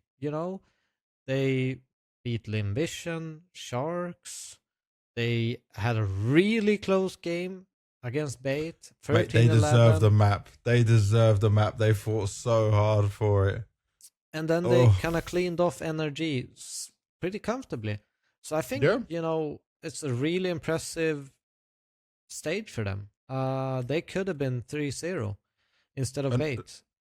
And the crazy thing is, I just think it's so good that it wasn't the Germans just pulling them across the line, to see it as be the 3 Americans push on forward. And I want to shout out Scrawny and Lawners one time, because I think it was, there's so many games, but I think it was them who grabbed Swisher on for the interview, if I'm right. And often people grab Lake, or they grab Sin, like it's the normal people we get to hear from. I've done a few of Swisher. He's fantastic. I think I did Swisher on the desk with me and Maui one time. But I mean, it was good to get him because he's such a good talker and give us some shine on someone we don't get to normally see from M80 rather than recycling. Because obviously people have always got favorites they want to talk to or interview on it. But yeah, I think this was a great run from them. And now it's just all about how far can they go. Because I mean, they're a dangerous team, even for the top teams. We've seen it in the past. But this is where they've struggled, though. This is why I say, like, they've struggled, but they've always played close. It doesn't matter. You can look at CAC. They played Falcons, 19-15, 13-11. They played Mouse. They took a map against them. Played really, they got battered on the other two, but they took a map. They do play pretty even against good teams. I mean, one of the things that, I mean, I don't know if we talked about it in the podcast, but I'm pretty sure when we were waiting a little bit to start the pod, me and him had a conversation, and I kind of said, like, I feel like M8 is the kind of team that matches up against their opponents. So it doesn't matter if they play Spirit or if they play Sinners. Somehow, if they play Sinners, they get a little bit worse, but if they play Spirit, they get a little bit better. I know what you mean. And I feel like M8 is that kind of team. It doesn't matter who's the opponent. It's going to be a close game. It's going to be a high entertainment. And, you just got to sit back and enjoy, because it's going to be down to the last rounds who's going to win. And I don't love that. I love that they are able to push themselves up and hype and be motivated and want it more when they're playing these bigger teams. Yeah. They're not scared. That's the thing I love about it. No, they're definitely not. Definitely not. Well, now we go on to our 3-0 teams. And we'll start with BB team. Bro, Boomich gave an interview where he said in CS2, it's more like 70% shooting, 30%. I think that's the right numbers he gave.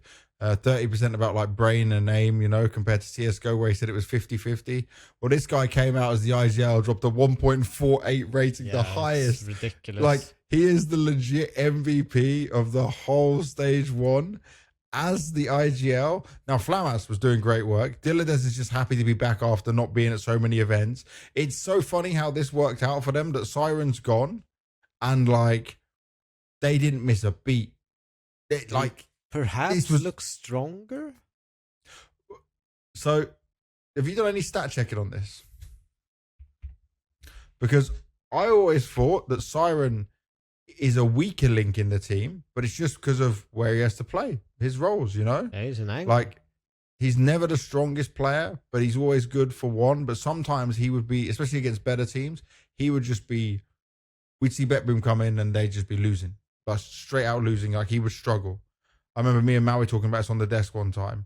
But like this, okay, it's only stage 1, but BetBoom is way above a stage 1 team right now in this. The only thing I'm worried about is like when I look down this, we know Boomich's experience, right? That's never a problem. That's never in doubt. But the fact that they just smashed GamerLegion, like they crushed them. But they went through in less of an impressive style back in Austin, the last major they were at, right? And then they completely bombed out of stage 2. And that's what can't happen this time. I want to see them fighting. I want to see the same ideology of how they're going to play. Some of these stage 1 teams are going to get absolutely battered when they go to stage 2. No, but let's be real. We might get, let's say, 4 out of the stage 1 teams can do decently well.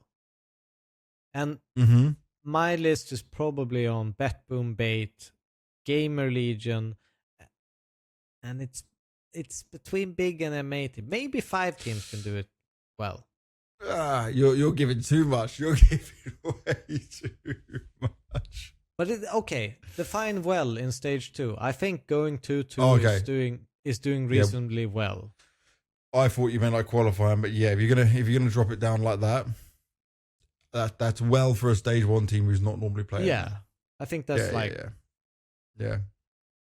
Bro, BetBoom's run though, just to look at it some more. 13-4 Gaming Gladiators, 39 Liquid, and then absolutely stomping GamerLegion. Like, there's not much to analyze in it. You've got literally the CIS scene or the Russian teams. They don't have new good in-game leaders. Like Jerry, I don't even know if he's playing anymore, right? I think he is. I think I saw him in a game. Oh, hell yeah. I love Jerry, by the way. Jerry always gave banging interviews back in the day. I'm talking like 2019 style.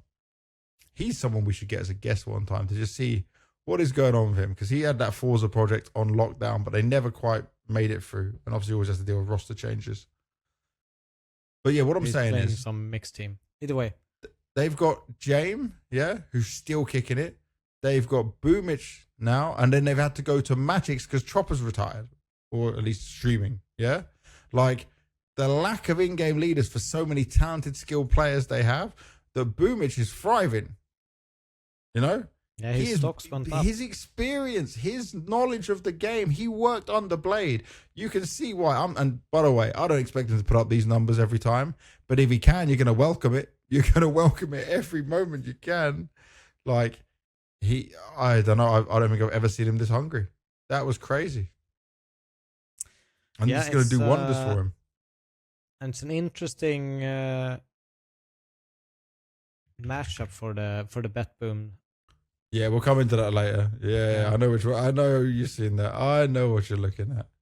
But yeah, because Bet Boom's run was so clean, like, I just think Flammers can do whatever they tell him to do. TLSDs just look like I'm back at an event and I'm happy to do what I need to do. There's nothing to criticize.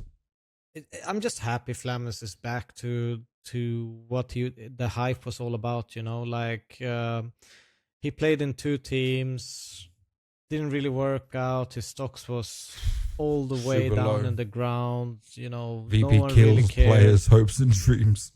Yeah, and he went to OG, bad form. Then he just goes to this bet boom squad and does amazingly, qualified for the major, one of the most important players for them. Now he's here as a stand-in for the team that he qualified with. But he actually, by the way, he said on this interview, he was like, yeah, I was not expecting it. My whole thing was I won't play the major unless someone doesn't get a visa. And obviously he doesn't want that to happen. And then guess what? Someone didn't get a visa. And at first it was like, he'll make it later on. And then it was like, no, we're just playing with Flammers the whole time. Like, he's just rocking up. So here's the super sub. And by the way, this is only the second team he's had that have used him correctly. GamerLegion did it. Ash knew exactly how to use him.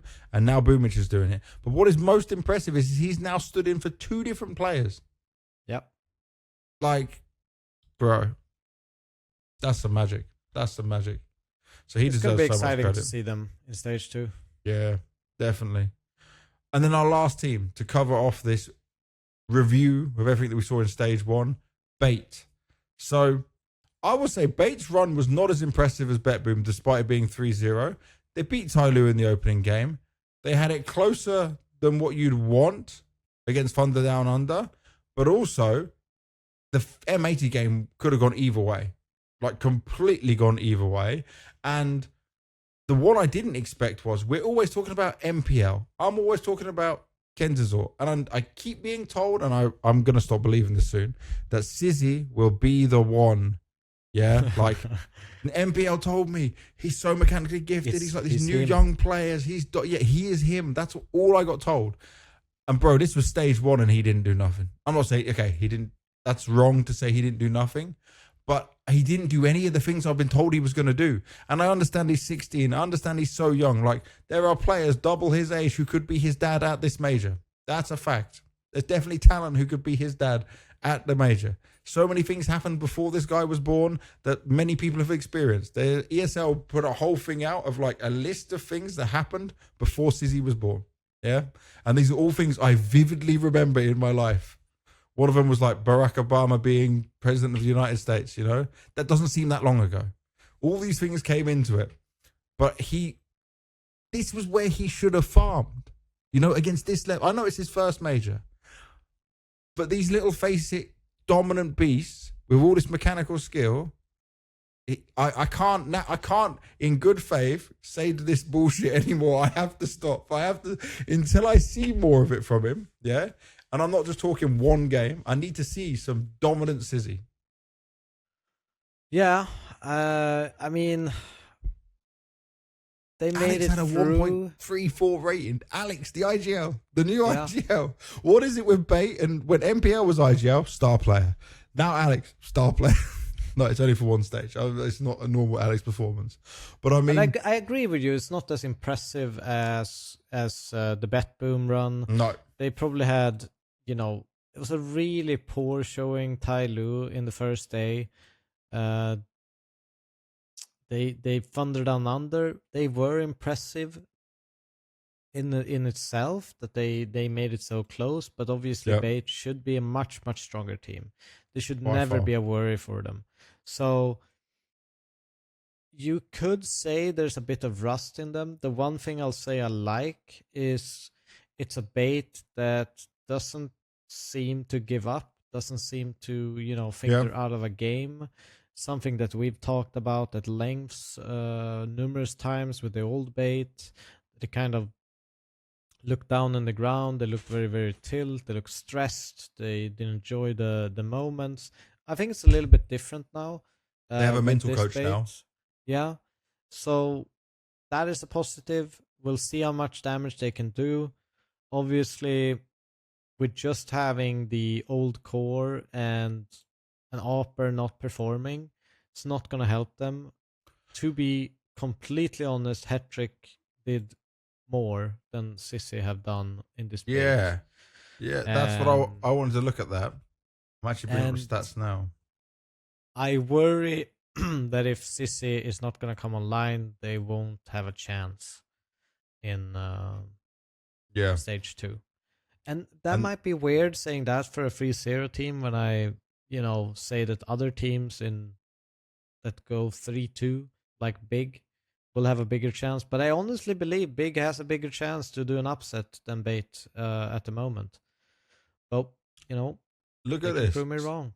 Stage 2, Hedrick was the highest rated player of Bates' run at Budapest, and they were one game away from making it to playoffs. Now, he did have a stinker in stage 3, so that's where maybe their decision on he's not the player we need.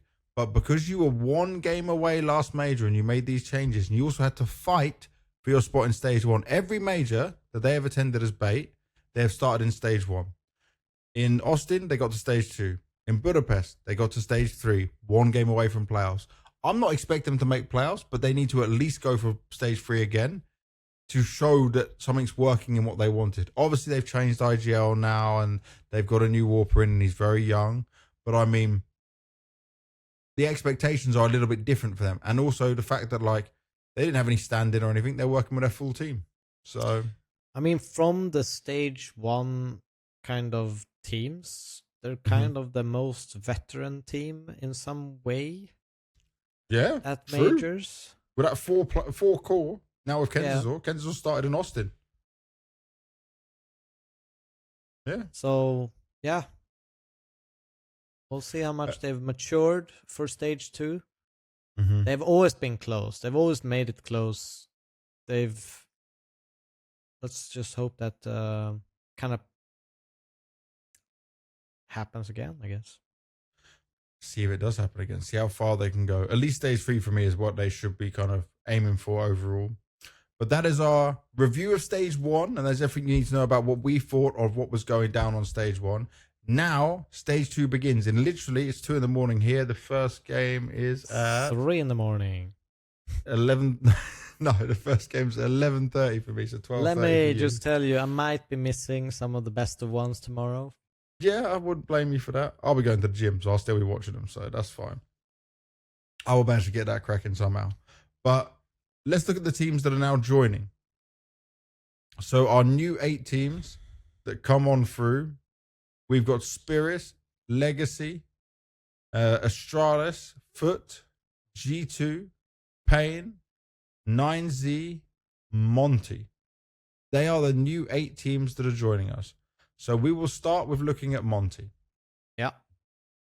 Monte, for me, is such a strange team right now. It is. Because there was a lot of moments I was hyped up about them. There's a lot of moments where I had very good opinions and thoughts on them. Gizmi has been hyped up by everyone. I feel like in Astana, when Kakafu wasn't there for like the first 2 days, they struggled so hard. Like, how well did they do it? They did bad in Astana.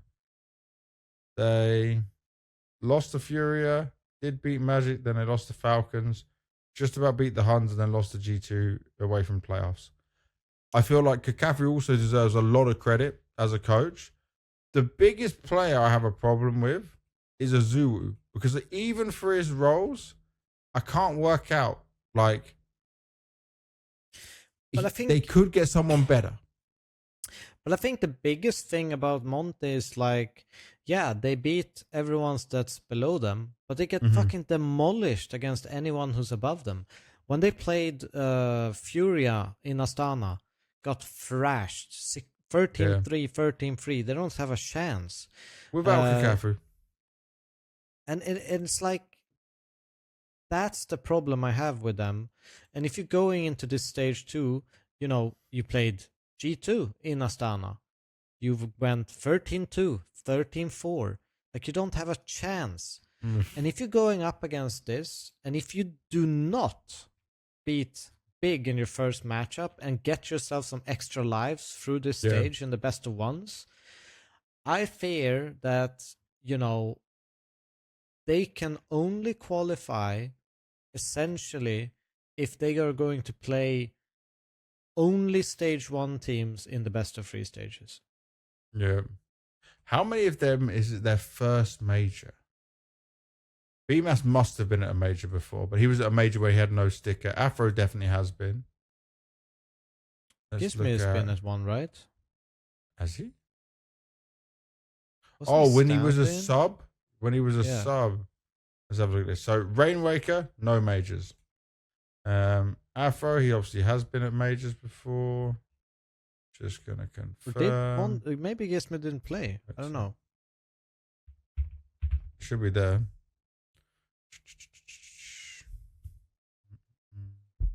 I know I met him at a major. He just turned up. Did you meet him at Paris? No, I must have met him in... No. It was the RMR I met him.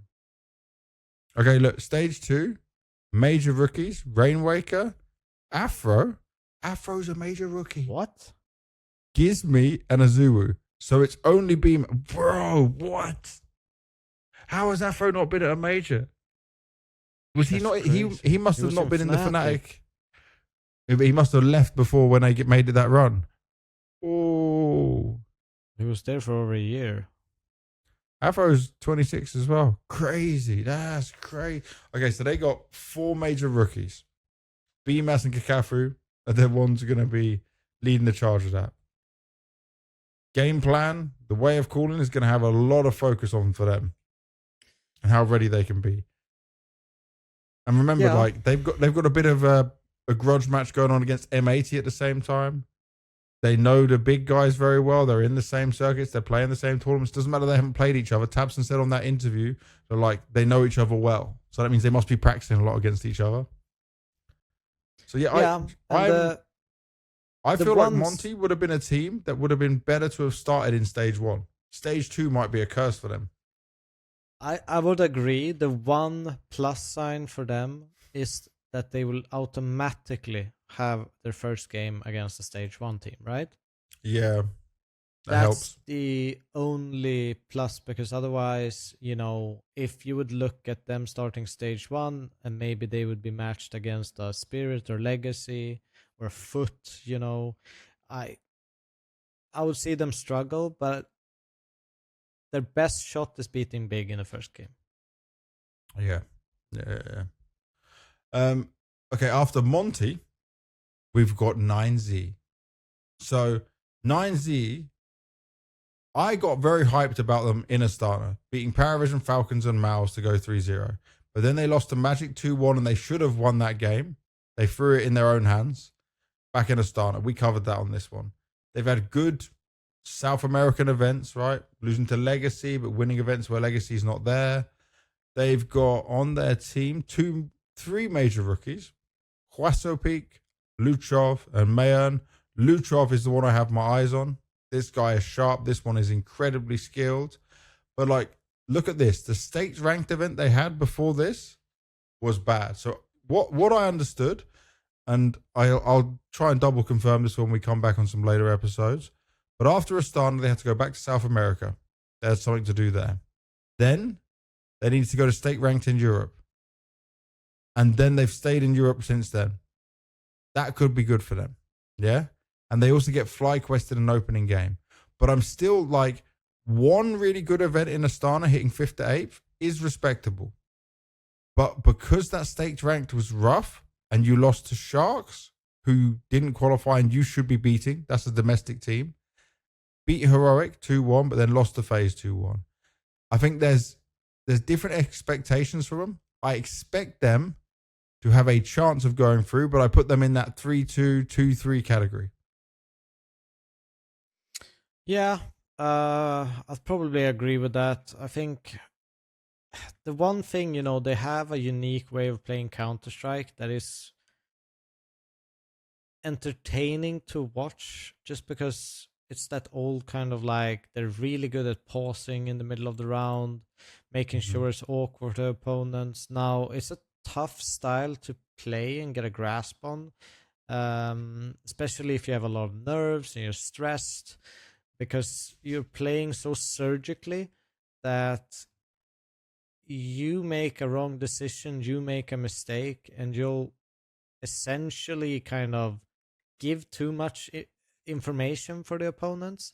So I'm, Hmm. I'm just wondering how they will handle it. Obviously, they got a very, very experienced coach in Bit.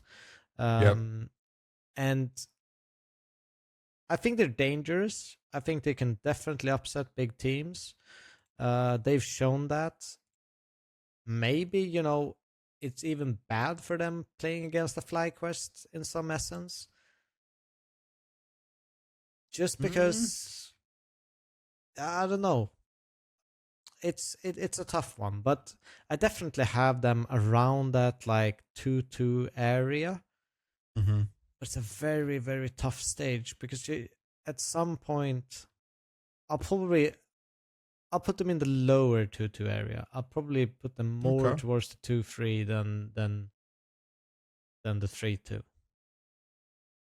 Well, I'm excited for what they can do. If they can go for another crazy run and it's group stage where they thrived in Astana and they can do similar. Because remember, it's the thing with 9Z is the fact they beat Paravision, they beat Falcons, and they beat Mouse.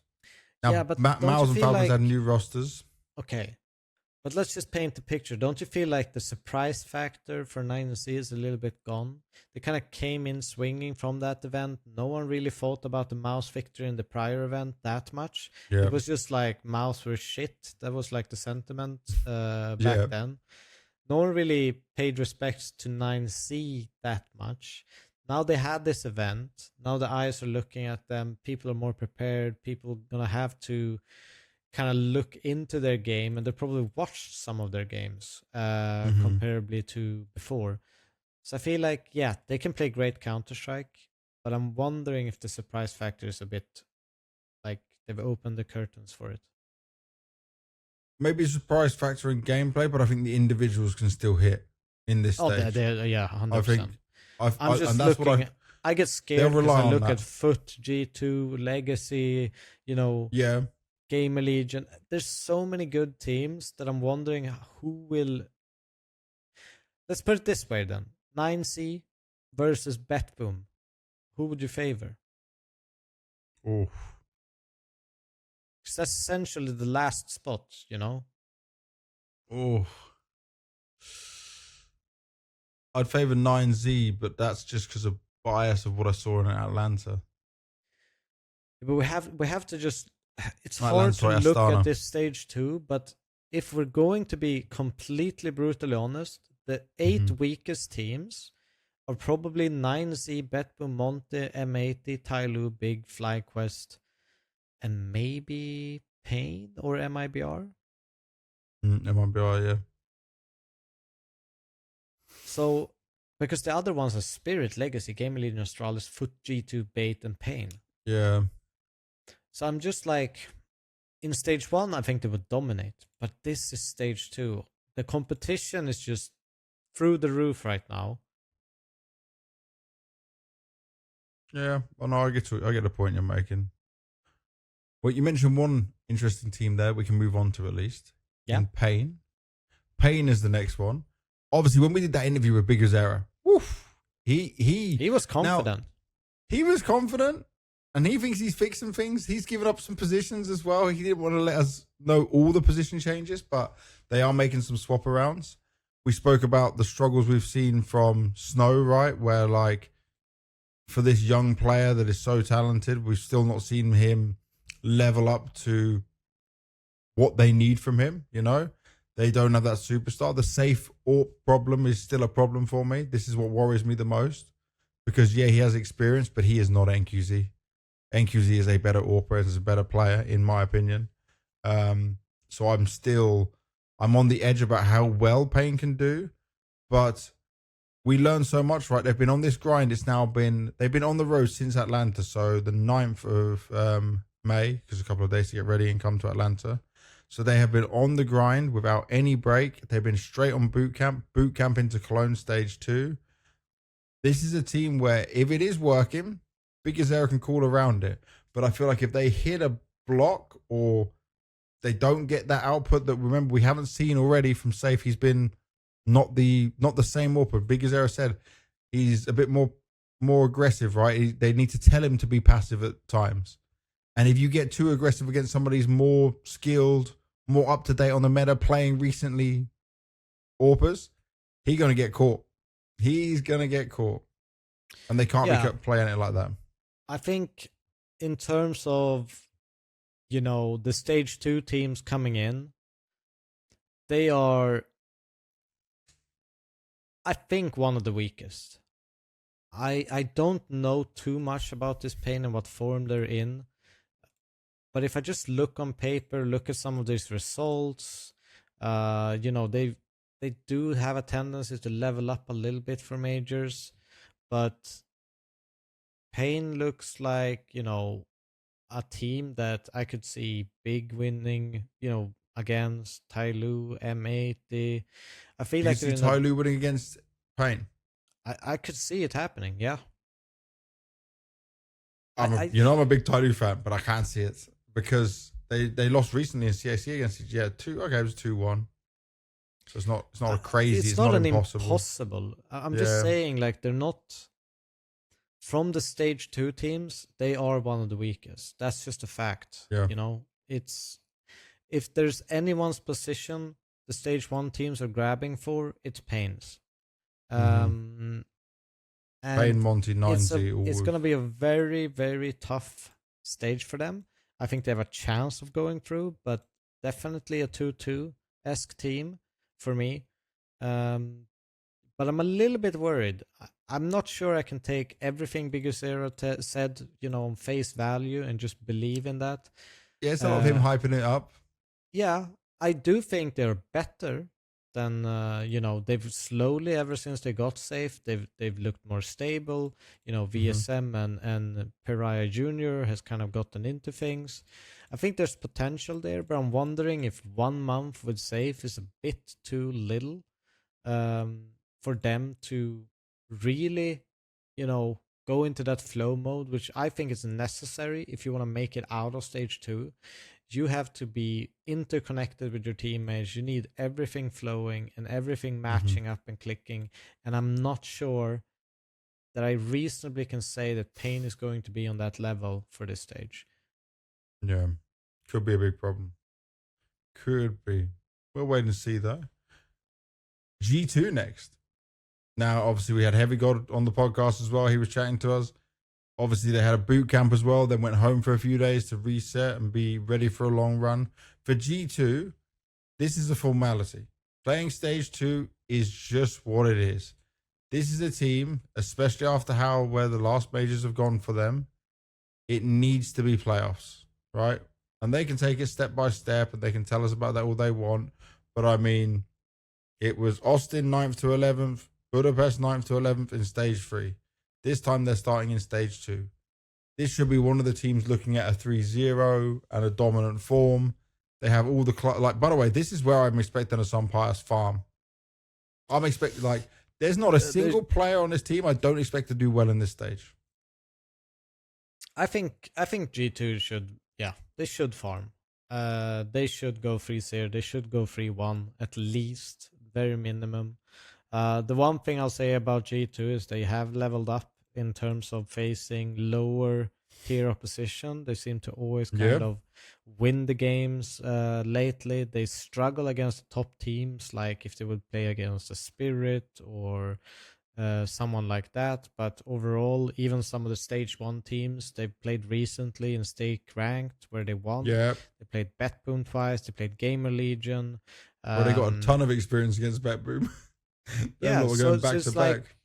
I feel like, I could only reasonably see them losing to 4 teams at this stage, which is Spirit, Legacy, FUT, perhaps a GamerLegion. I would actually say that G2 is one of the teams that wouldn't lose to a Legacy. Perhaps, I personally just think I with the can see way that. that Saw game plans and the experience of the team, they can manage their way around that craziness of facing Legacy. I think their biggest worry is obviously a Spirit, a FUT, and Yeah. I don't think that's it. I think that's the only worries they have in this group. I think it's only Spirit and FUT, because FUT are obviously very well drilled and can hold on to their own. Well, even though they got 4 rookies. I can agree with that. Yeah. I'll stretch my arms over to that, but because I think they are a team that I could reasonably see struggle in stage 3, but I think they should easily make it to stage 3. Yeah. And for people looking at G2 and thinking, oh, they're not making playoffs, they're not making some deep runs and stuff. Yeah, they've had their struggles, but they've also added Nerds back in. You've got now Nerds and Sunpius working with Saw. Heavy God and Nerds reunited again. Yeah, some of their results are not pretty, but they have shown improvements. Hunter is still trying to improve as an IGL. And like you said, Devil, the fact they won state ranked after doing pretty badly at one of the other smaller tier 2 events, like, they're in a position where they can handle all of this, you know? So I'm very positive about G2. And if you thought I was positive about G2, wait till you hear what I got to say about FUT. Oh my. This is the team. Like your love child. Hey, it's Navi Jr. under a new name. That's just all it is. That's all it is to me. Dude, 4 major rookies. Demon, Krabeni, Symmetry, and Jugs, all of them major rookies. Only Lounx is the one with the experience. We know how well spoken he is. We've had him on the podcast as well. Very honest, very open. Coolio has been doing great work. Like, they even put Coolio's name on a stick. I think it was, let me check this before I say this the wrong person. Demon? Was it Demon? Demon? Sticker? Yeah. So he's got Demon and then underneath Coolio into the name. Respect. He said, I remember you said in Navi Jr. you write my name on your sticker, so we have to make it together. There we go. Yeah, it's brilliant, man. It's so good. Now, the thing is, I'm very hyped about all the individuals of this. And I do think they've had enough experience now at tier 1 events, including winning PGL Bucharest, which did have Astralis, Mongols, Paravision, like some good teams there. Yeah. They had a 4th place at ESL Pro League. Now, the worrying ones, we ignore Blast Rivals. Laux wasn't there. That event doesn't count. But then Laux comes back, and he might not be at full strength, but they did only get 9th to 12th in Atlanta, which was a weak field of teams. They lost to Pain, they lost to Bait. They're also starting this series in a best of 1 against Bait, but they haven't played since the 13th of May. They haven't played since my birthday. It's nearly been a month of no officials. And that to me means they've probably been cooking. They've probably been on boot camp. They've probably been grinding. I saw Ted did an interview with Coolio. I haven't watched it yet. I need to watch it tomorrow because I'm sure there's some bits in there. But I feel like there will be some major nerves and pressure. I actually expect them to lose 1 game in the best of 1s, but that's it. This is a 3-1 team for me. Maybe 3-0 if things go exceptionally well. Like, I love this team. I know you love this team, and they are great. I think, I still think they are probably the 2nd strongest team in this, maybe 3rd strongest. Maybe I would rate after what we just G2. said about G2. Yeah, I think I would rate G2 a bit higher just because of recent form for FUT. That FUT has a little bit to prove, not a lot, but a little bit extra to prove compared to a G2. I hope we will see, because there's one thing playing a tier 1 event, and there is, no matter what, another thing to play the major. Yeah. And these guys need to be coming, hot. They need to be feeling the game. It's, all the environment. So considering they're rookies, I could see them stumble a game, maybe even 2 games, but I'm very sure that they will make it through. They could possibly go 3-0. I mean, I think all kind of ways for them to progress, I think it would be a massive failure if they didn't. There's so much hype around this squad. They're so individually skilled. So well synergized, like these guys know each other so well, like they play off each other so good. They've got a HLTV MVP from this year on Symmetry who's not even the player you would have expected to pick up the fucking MVP for him. Do you know how mad that sounds? Like you have Demon, you have Zhugs, you have Laux, all the people we've been talking about, and Symmetry just rolls up for Bucharest and nails himself an MVP. Yeah, I mean, stage 2, FUT definitely should be making it through. Who do they have opening game actually? Oh yeah, Bait, you said it. Yeah. Sorry, it's almost 4 in the morning. It's late. We're fine. We're good at doing this. I mean, what else to say? Well, from next, we're going to go on to a team with only one major rookie. And he's been playing like a rookie, considering how well his year did start off. It's Astralis, and they got Ryu in there. Now, Astralis, I'm not going to be negative on them. I'm just going to say they have some worrying signs. Because they had some moments of being really good. EPL 3rd place, Bucharest 2nd place. Then at Blast Rivals, I did have them, like they beat FUT, then that's a good one. They've had so many back and forth matchups. These two teams face each other so much, right, in all of these events. But then they lost to GamerLegion in Blast Rivals, and then they lost to GamerLegion again in the same 2-0 at Atlanta. Hooksy was pissed. Hooksy was bad on the interview in Rivals. He was saying they were still having mistakes, that they'd been over and things were not looking so good. And then I remember at one point I was looking, it was Jabby and Stare who were doing the heavy lifting. Fozy had dropped down, Ryu had dropped down a bit. Like, that's not what you want if you're Astralis gearing up into a major, especially when you haven't been at a major for so long. No, I agree with your sentiment that I'm a little bit worried for Astralis. By the way, this is a team, actually, in my opinion, that could be shaky for making it through, considering they're the team coming out of stage 100%, 100%. They're not one of the strongest teams here. I think, they played close against Bait. They've lost to Legacy GamerLegion, FUT to Spirit. There's plenty of teams that can win series, not only maps against them. So my worry with GamerLegion or Astralis, is that they seem so hot and cold. It's all dependent on the day. It's whatever thought they wake up with is going to determine how well they play Counter-Strike that morning. That's my worry, because they either play great Counter-Strike, it's flawless, it's seamless, everyone's on point, or they get absolutely demolished.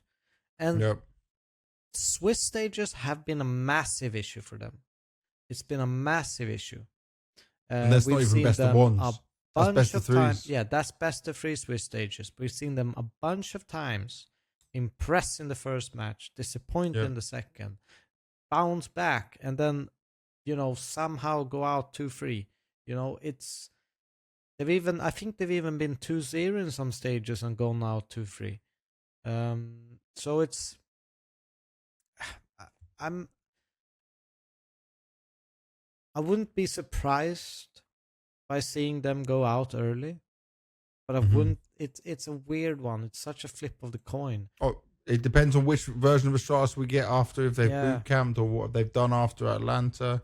Another thing to touch on with this Ryu guy, Ryu at the beginning of Astralis, I maybe I overhyped him, but I remember seeing some of the things he was doing and going, okay, like this kid is sharp. First game's online at Bounty, then he comes into Krakow, still delivers as well. Gets top 8 at his first Krakow, huge. And then afterwards, whatever changed, it ain't working. Because the drop-off has been big. It's also like, in all stages, even against lower teams. But also that you look at Astralis and you see the first matchup. They have GamerLegion in the first game. As their nightmare. That's a team that absolutely can beat Astralis. Has beaten Astralis in 2 best of 3s recently. So, Astralis, if we would just go by the math and say they start 0-1, I think they're in trouble. I think they're in massive trouble. Because a lot of these stage 1 teams, I could see beating them. I could see Big beating them, M80 beating them, you know, a Betboom Mhm. beating them, MIBR beating them, Bait beating them. So there's too many teams. I could see a reasonable future where they lose a series against them for them to be a secure pick for me for stage 3. Yeah. Oh yes. And then you know what's interesting? Our next team, Legacy. I feel Yeah. like we've been here before, Devilwalk, They're because gonna go through 3 and 2, 100%. 3-2. Yeah. Okay. Do you know why I was going to say this? I remember last major, yeah, they make it to stage 1 of Budapest after doing almost playoffs in Austin, yeah. And they come to stage 1 of Budapest after struggling after the major and VRS points and stuff. And they were, everyone's 3-0. Oh, they've won CAC. Yep. Oh, they've been dominant. Oh, they're individually so good. And we But know they play risky Counter-Strike. I know. they do not go through tournaments without losing. They or at do least without not. playing 3 maps in every series. Yeah, but even when they won, I think I calculated this. It was something ridiculous, like when they won CAC, the first one. Yep. I'm even gonna check it right now. I think they won like, let's see here. One map. Lost one map. Lost one map.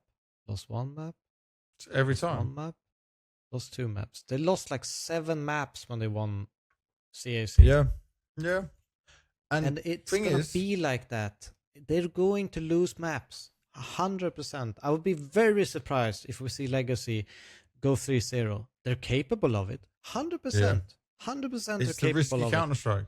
But they're going to lose. And they're going to lose against opponents that are weaker than them. They're going to win against opponents who are stronger than them. It's the chaos of what Legacy brings you. It's chaotic, momentum-based, aggressive Counter-Strike. And they play like they play Counter-Strike like everyone's in their prime. You know, that's how they assume to play Counter-Strike. They go in and it's like, we can just go out mid and kill everyone. And like no one's having a bad day. Sometimes that doesn't fucking work. Yeah. I love that like everyone's in their prime. Yeah, but in their minds, given They how young they are, that they are in their prime. but they're young, so they actually do. They may assume it, but they actually believe it as well. It is that confident belief going into it, and Art also just adds to that at the same time. Who, by the way, I will say Art has developed. He's not the same IGL he was as before, but you already said you think they're going through. I think they're going to have a couple of slip ups. But I don't think I don't think they're not going to go through. I think it's going to be a different time. They're strong enough to go through. And they've learned from last time. They've kept the same core of 4 players. It's only Art that's come in and changed things. It should be enough for them. Yeah. Now, one final team to talk about here, Devilwalk. One more. The name you don't expect to be here. Because they are Valve ranking 2 in the world right now. It's Spirit. Now, I'll start with this. I actually spoke with the manager, Vlad, 2 days before the Halle news came out. He told me. So before it was announced that Halle was not becoming there and Sopvik could not be there at the beginning because of visa, I knew this was happening.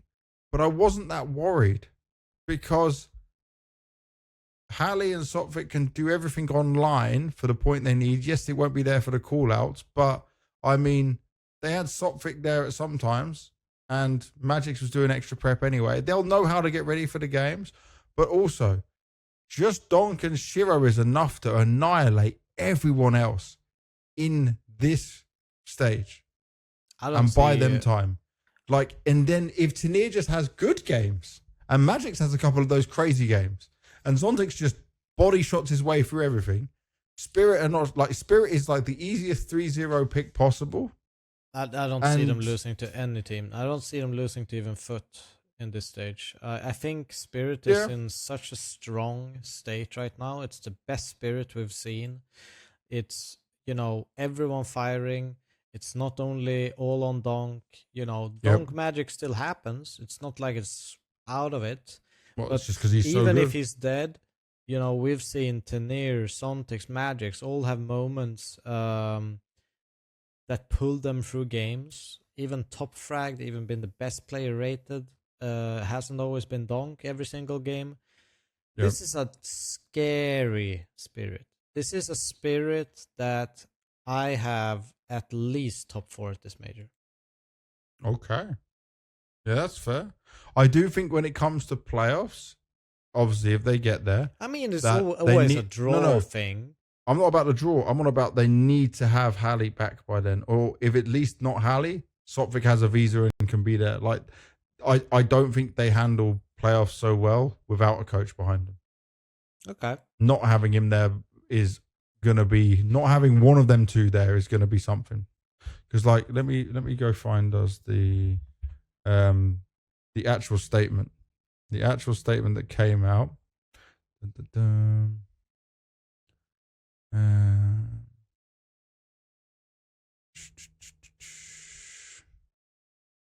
Where's this spirit thing? Here we go. New structure of the team spirit coaching staff. After his absence, Hallie returns as head coach and the head of Team Spirit CS2 project. Besides implementing his vision of the game, he will be in charge of strategic planning, keeping track of team dynamics, and deciding which tournaments to attend during the competitive season. Hallie will work together with Sopvik, who will continue to be with the team. So Magics, such a structure, and IGL Magics. Such a structure should maximize the strengths of both specialists as well as our players. The preparation for the upcoming major has been successful with this setup, with the coaching duo supposed to debut in Cologne, but unfortunately at the moment both Hallie and Sopvik can't join the team in Germany. Sadly, the latter wasn't granted the Schengen visa, which is Sopvik, and Sergey, which is Hallie, was urgently hospitalized. So when I say urgently hospitalized, Hallie had to go from Serbia back all the way to Russia. Like that's how, like, whatever was needed to be done. Like he had health problems from before, right? So it's rough for them, but hopefully they either get Sopvik or Hallie coming into stage 3 playoffs. I think that's it, right? As quick as they can. I think it was for important. playoff they might. Either way, I think it's a very strong spirit. It's unfortunate that this happened, especially with Spirit kind of finding the recipe. But either way, I have no doubts in my mind that Spirit will not make playoff. Yeah, that's. I think they have enough caliber to pull them through with it.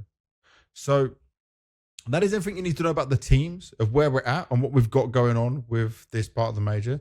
It looks like you didn't fill out your predictions for the first parts of the game, mate. I'm just going to say that. So I have filled out. Nope. Well, I have sent them to Ivan. Okay.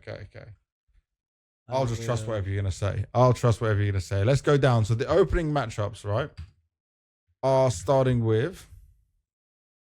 Oh, you're just typing it in now while we're live. It doesn't matter. I'll just believe what you say. You can say whatever you want, my dude. Yeah. Better we just keep it rolling so we can get to the end of it all. So, First, we're looking at Spirit versus Bet Boom. We both picked Spirit. Kind of goes with what we were saying. I will say, I think Bet Boom will get a wake-up call, but I'll give them that they'll be semi-competitive. I'm not expecting a 13-10, 13-11 or something like that, but they might get 6 to 8 rounds. For Bet Boom, that is. FUT versus Bait. We both said FUT. I think that's obvious of how hyped we are about FUT. Yes, Bait has a bit more experience at this stage, but FUT, especially with having everyone in good positions for their roles and how to play off each other, they won't struggle here. Then we had G2 versus M80. I chose G2. I chose G2, but I think M80 is a scary opponent, especially coming up warm from... I think it's one of the hardest opponents to have in a best of one in the opening game. But I think G2 should be too strong for even an accelerated M80, buffed up M80. This is not M80's game. Astralis GamerLegion. I went GamerLegion just because of the history, man. I also went GamerLegion. Okay, copy paste. Legacy MIBR. I put Legacy. Same. 9Z FlyQuest. I put 9Z. Well, I thought you were going to put FlyQuest the way you were talking about 9Z. I put 9Z as well. I feel like FlyQuest, nothing against what we saw from them. I think they will struggle against a team like 9Z. Yeah. 9Z will be popping heads left, right, and center. Pain TyLoo. I put Pain, but I do think there's a chance TyLoo wins. I put TyLoo. It's a best of one. Zero's playing better. They're going to have less pressure at this stage. They're also going to want revenge against Pain for losing to him in CAC. And then Monte Big. I went big. Okay, we're very, very, very similar on this. Very similar. All right, now you got to load up Counter-Strike, bad boy. It's time for you to do your Pick-Ems again and see how you did on your first bit of Pick-Ems. I will say, here. Anyone who followed my personal YouTube channel, Pick-Em, I changed at the last minute, so a lot of people were like, wait a second, how did you get your picks? I will say, yeah, I managed to... I was only wrong in one team. I got 6 correct. Making it through. I didn't get 6 correct. I got 4 correct. Oh. But all of the teams that I said was going through went through. They just didn't go through 3-0. Share your screen as well. I need to see what you're doing. Yeah, share your screen. Record it in all the right places. I need to go through this game capture. No, we couldn't do game capture last time, so I'll do it like this. I'll just mumble along as I set this up. But by the way, I just watched this. HLTV do this really cool thing, and I don't think many people watch it, which is a shame. But they record like without any interviews. They're just recording stuff that's going on around them, and it's called No Comment. Yeah. Guess what they caught at the end? Nitro's on his chair. They just handshakes and everything with the big guys, and then let's just skip ahead a sec. He sits down, says to his teammates, maybe I am the problem after all. Oh, no. And he's just rocked back on his chair, man. Oh. Do you know what? People can laugh and joke and meme on teams and play. Yeah, OC's just under the desk, man. Looks like he's crying. This is what I mean. These are competitors. Even if you don't like them, you want to laugh and joke and meme on some teams. This means so much to so many people. It's hard, man. That's heartbreaking to see. All right, let's look at your CS. You are opening in 4x3 in windowed mode of all things, okay? Yes. Your interesting right PC. Way to do it. Sure. Okay. So let's see. Let's go back to your first Pick-Ems. So I had Bait, Bet Boom, M80, MIBR, GamerLegion, TyLoo. You got 5, bro. You got 5. No. You're through. 4.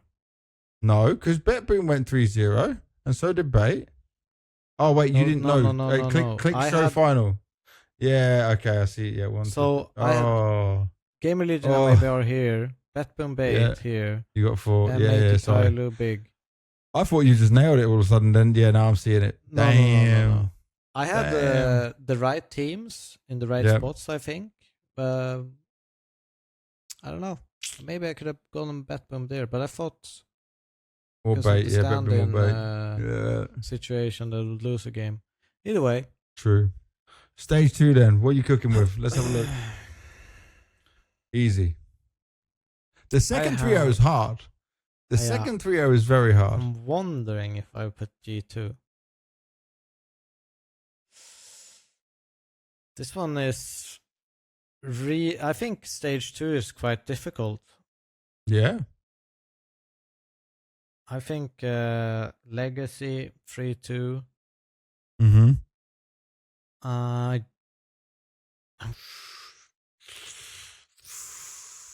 mean, obviously, FUT. Yeah. But then these ones are difficult. Bro. These are really difficult. But I do think we'll see.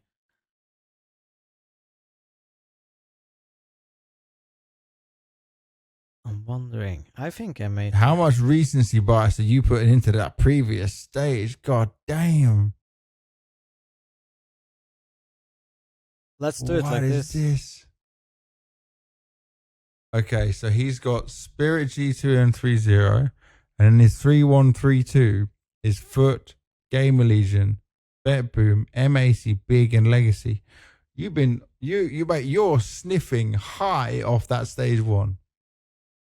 Yeah. That's crazy work. Why is that so crazy? Okay, let's talk about zero. Astralis Wait, was it again. 0-3? 0-3. Where are you going with 0-3 your is 0-3s? really, really difficult. You dare put my TyLoo in 0-3? It's I will possible. slap you. I will It's slap very, you. very possible. I put them Bro, there. don't you dare touch TyLoo in 0-3. Oh, you're just doing it to spite me. He's actually putting, he's put TyLoo and FlyQuest 0-3. Nasty work. I could see Monte maybe instead of TyLoo. Yep, I can agree to that. But I do think they're more than capable of winning a map. Okay, so Astralis, yeah, they're a strong team, Mm-hmm. but I don't have that much confidence in them. I think if you look at rankings, they are ranked a bit higher than they should be. I Yep. think they are more along the lines of a 20 ranked team. I think they're closer to, the BetBooms, Big, M80, comparably to like a G2 who's ranked like they're ranked above G2, for example. Yeah. I don't agree with that. If I do an assessment of it, obviously they've earned the points and they deserve to have them. But I think it's I think Pain, Astralis, I mean 9C. I could see them going through, but I mean I might as well gamble a little bit. I think this could be interesting teams for a stage 3. But I do think this is an incredibly hard stage to predict. There's a lot of good teams. There's a lot of teams that are very similar in terms of like skill level. Comparably where we saw in stage 1, where I felt like it was quite obvious who would make it through, and there was maybe one spot left for people to fight for. There was a bit more random. Here, I mean, you have to take gambles for this stage. I still think, M80 can make it to stage 3. They are very much a gamble pick here. I think BetBoom probably makes it.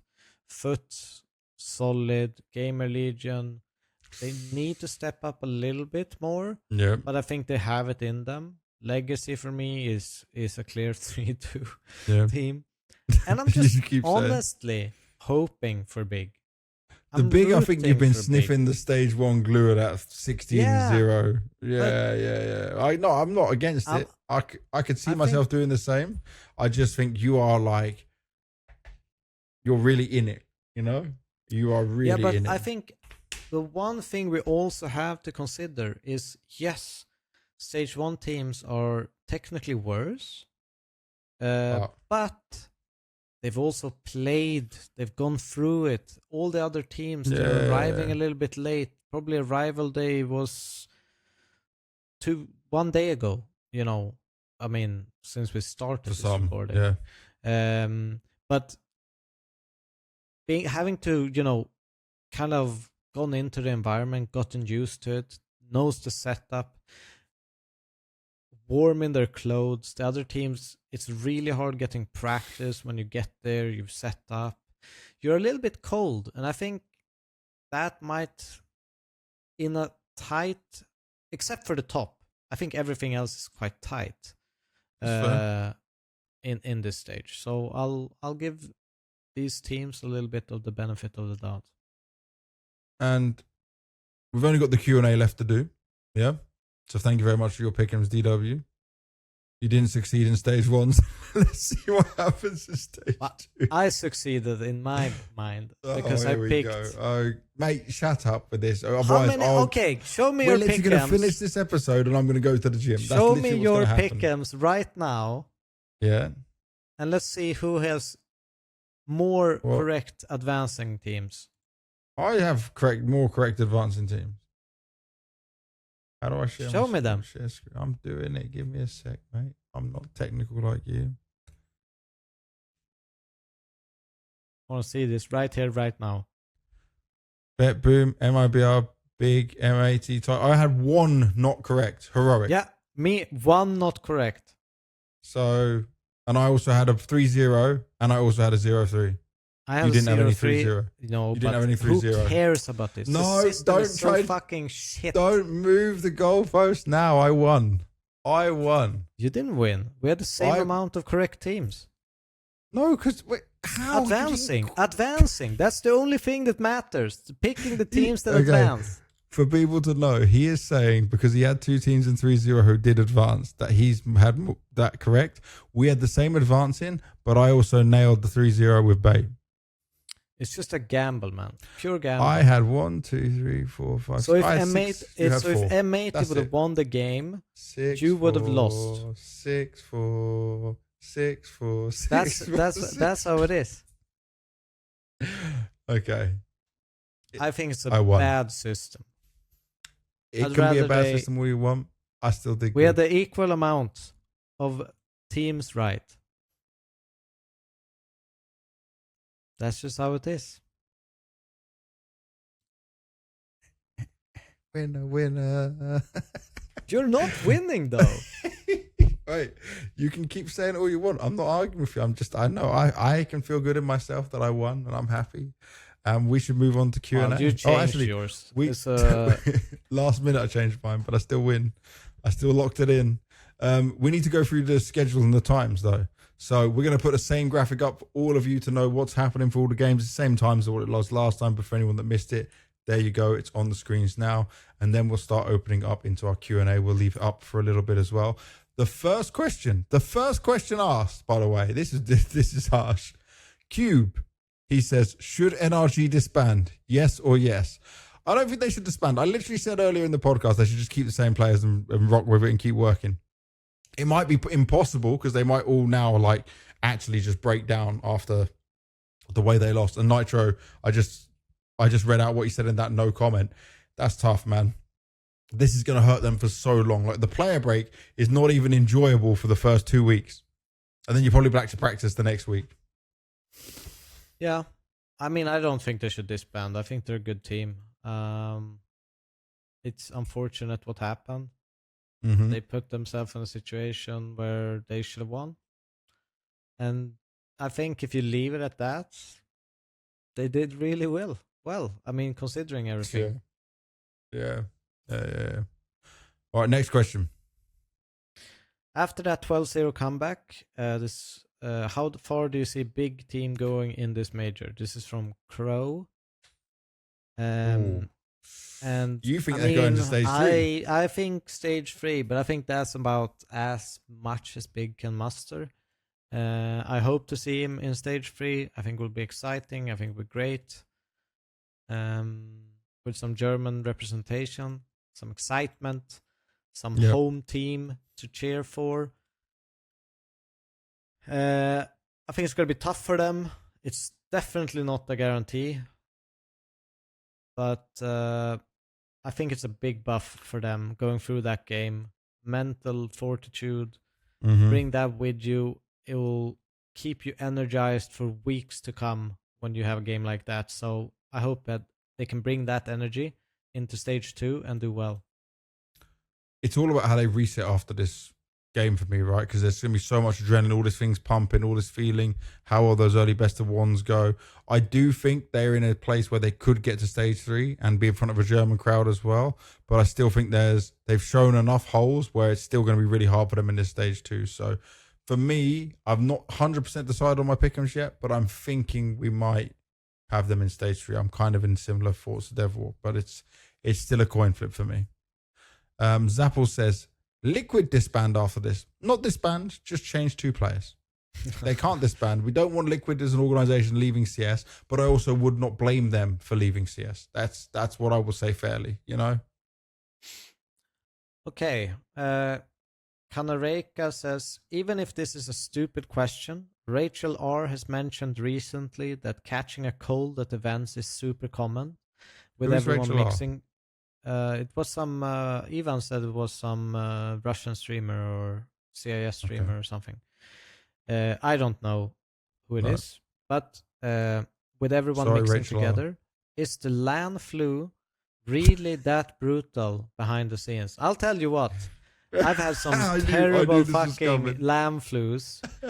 It is a real thing, and it's like a super flu. Like it knocks you down, because the worst thing is not like, it's because you travel as well and you go down, and it's like you've when you've been away for a long time and you catch something, you're fucking out.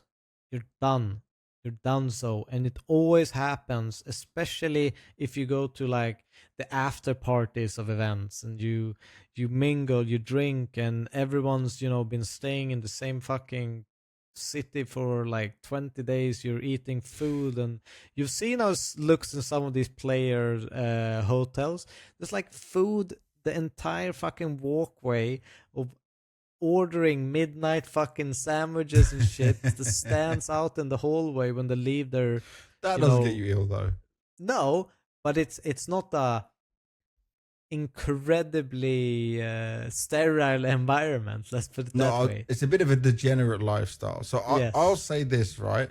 LAN flu is real for the weaker person. And I take a lot of drugs to avoid this. Wait, let's not say drugs, a lot of supplements to avoid this.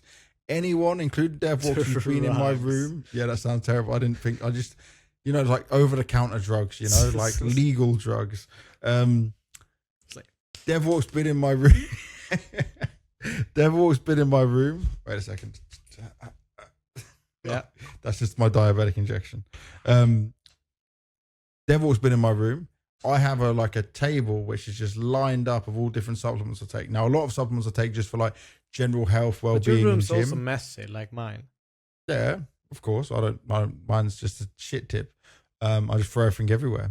But I still have like all the supplements lined up, daily supplements, morning and night. I keep the same routine on that the whole time. There was a time where I didn't take that stuff and I would get wrecked the same way you're talking about. But also, if you're more social with different groups of people. So what I found was when I just stayed with like the same group of people for the whole time, I was less likely to get like sick. But then if you go out and you have multiple moments with people, yeah, and like you're with this team, with this group, with this, and you mingle with too many people, then you can get wrecked. And also, when I started when I started shaking hands with fans, yeah, I instantly turned that into let's not do that, and we went to fist bumps because you don't know where they've been, and some of them stay outside in the cold for ages. Meetings and all of that, it can be a disaster. Bro, when we did that one at Blacklight for the Budapest Major, we were there for like an hour and 30 minutes. Like as soon as we got back to the room, it was like 300-400 people we went through in like an hour. And we were like hand sanitizer straight after, like trying to get ready into it. Because you want to be nice to people, but you also, I don't want to get sick. Like so I think the LAN flu is real. Just strengthen yourself up for it as well. There is ways to counter some of it. Don't be stupid. Okay, Conan next. He says, do you consider this the greatest comeback, maybe even game in Counter-Strike history?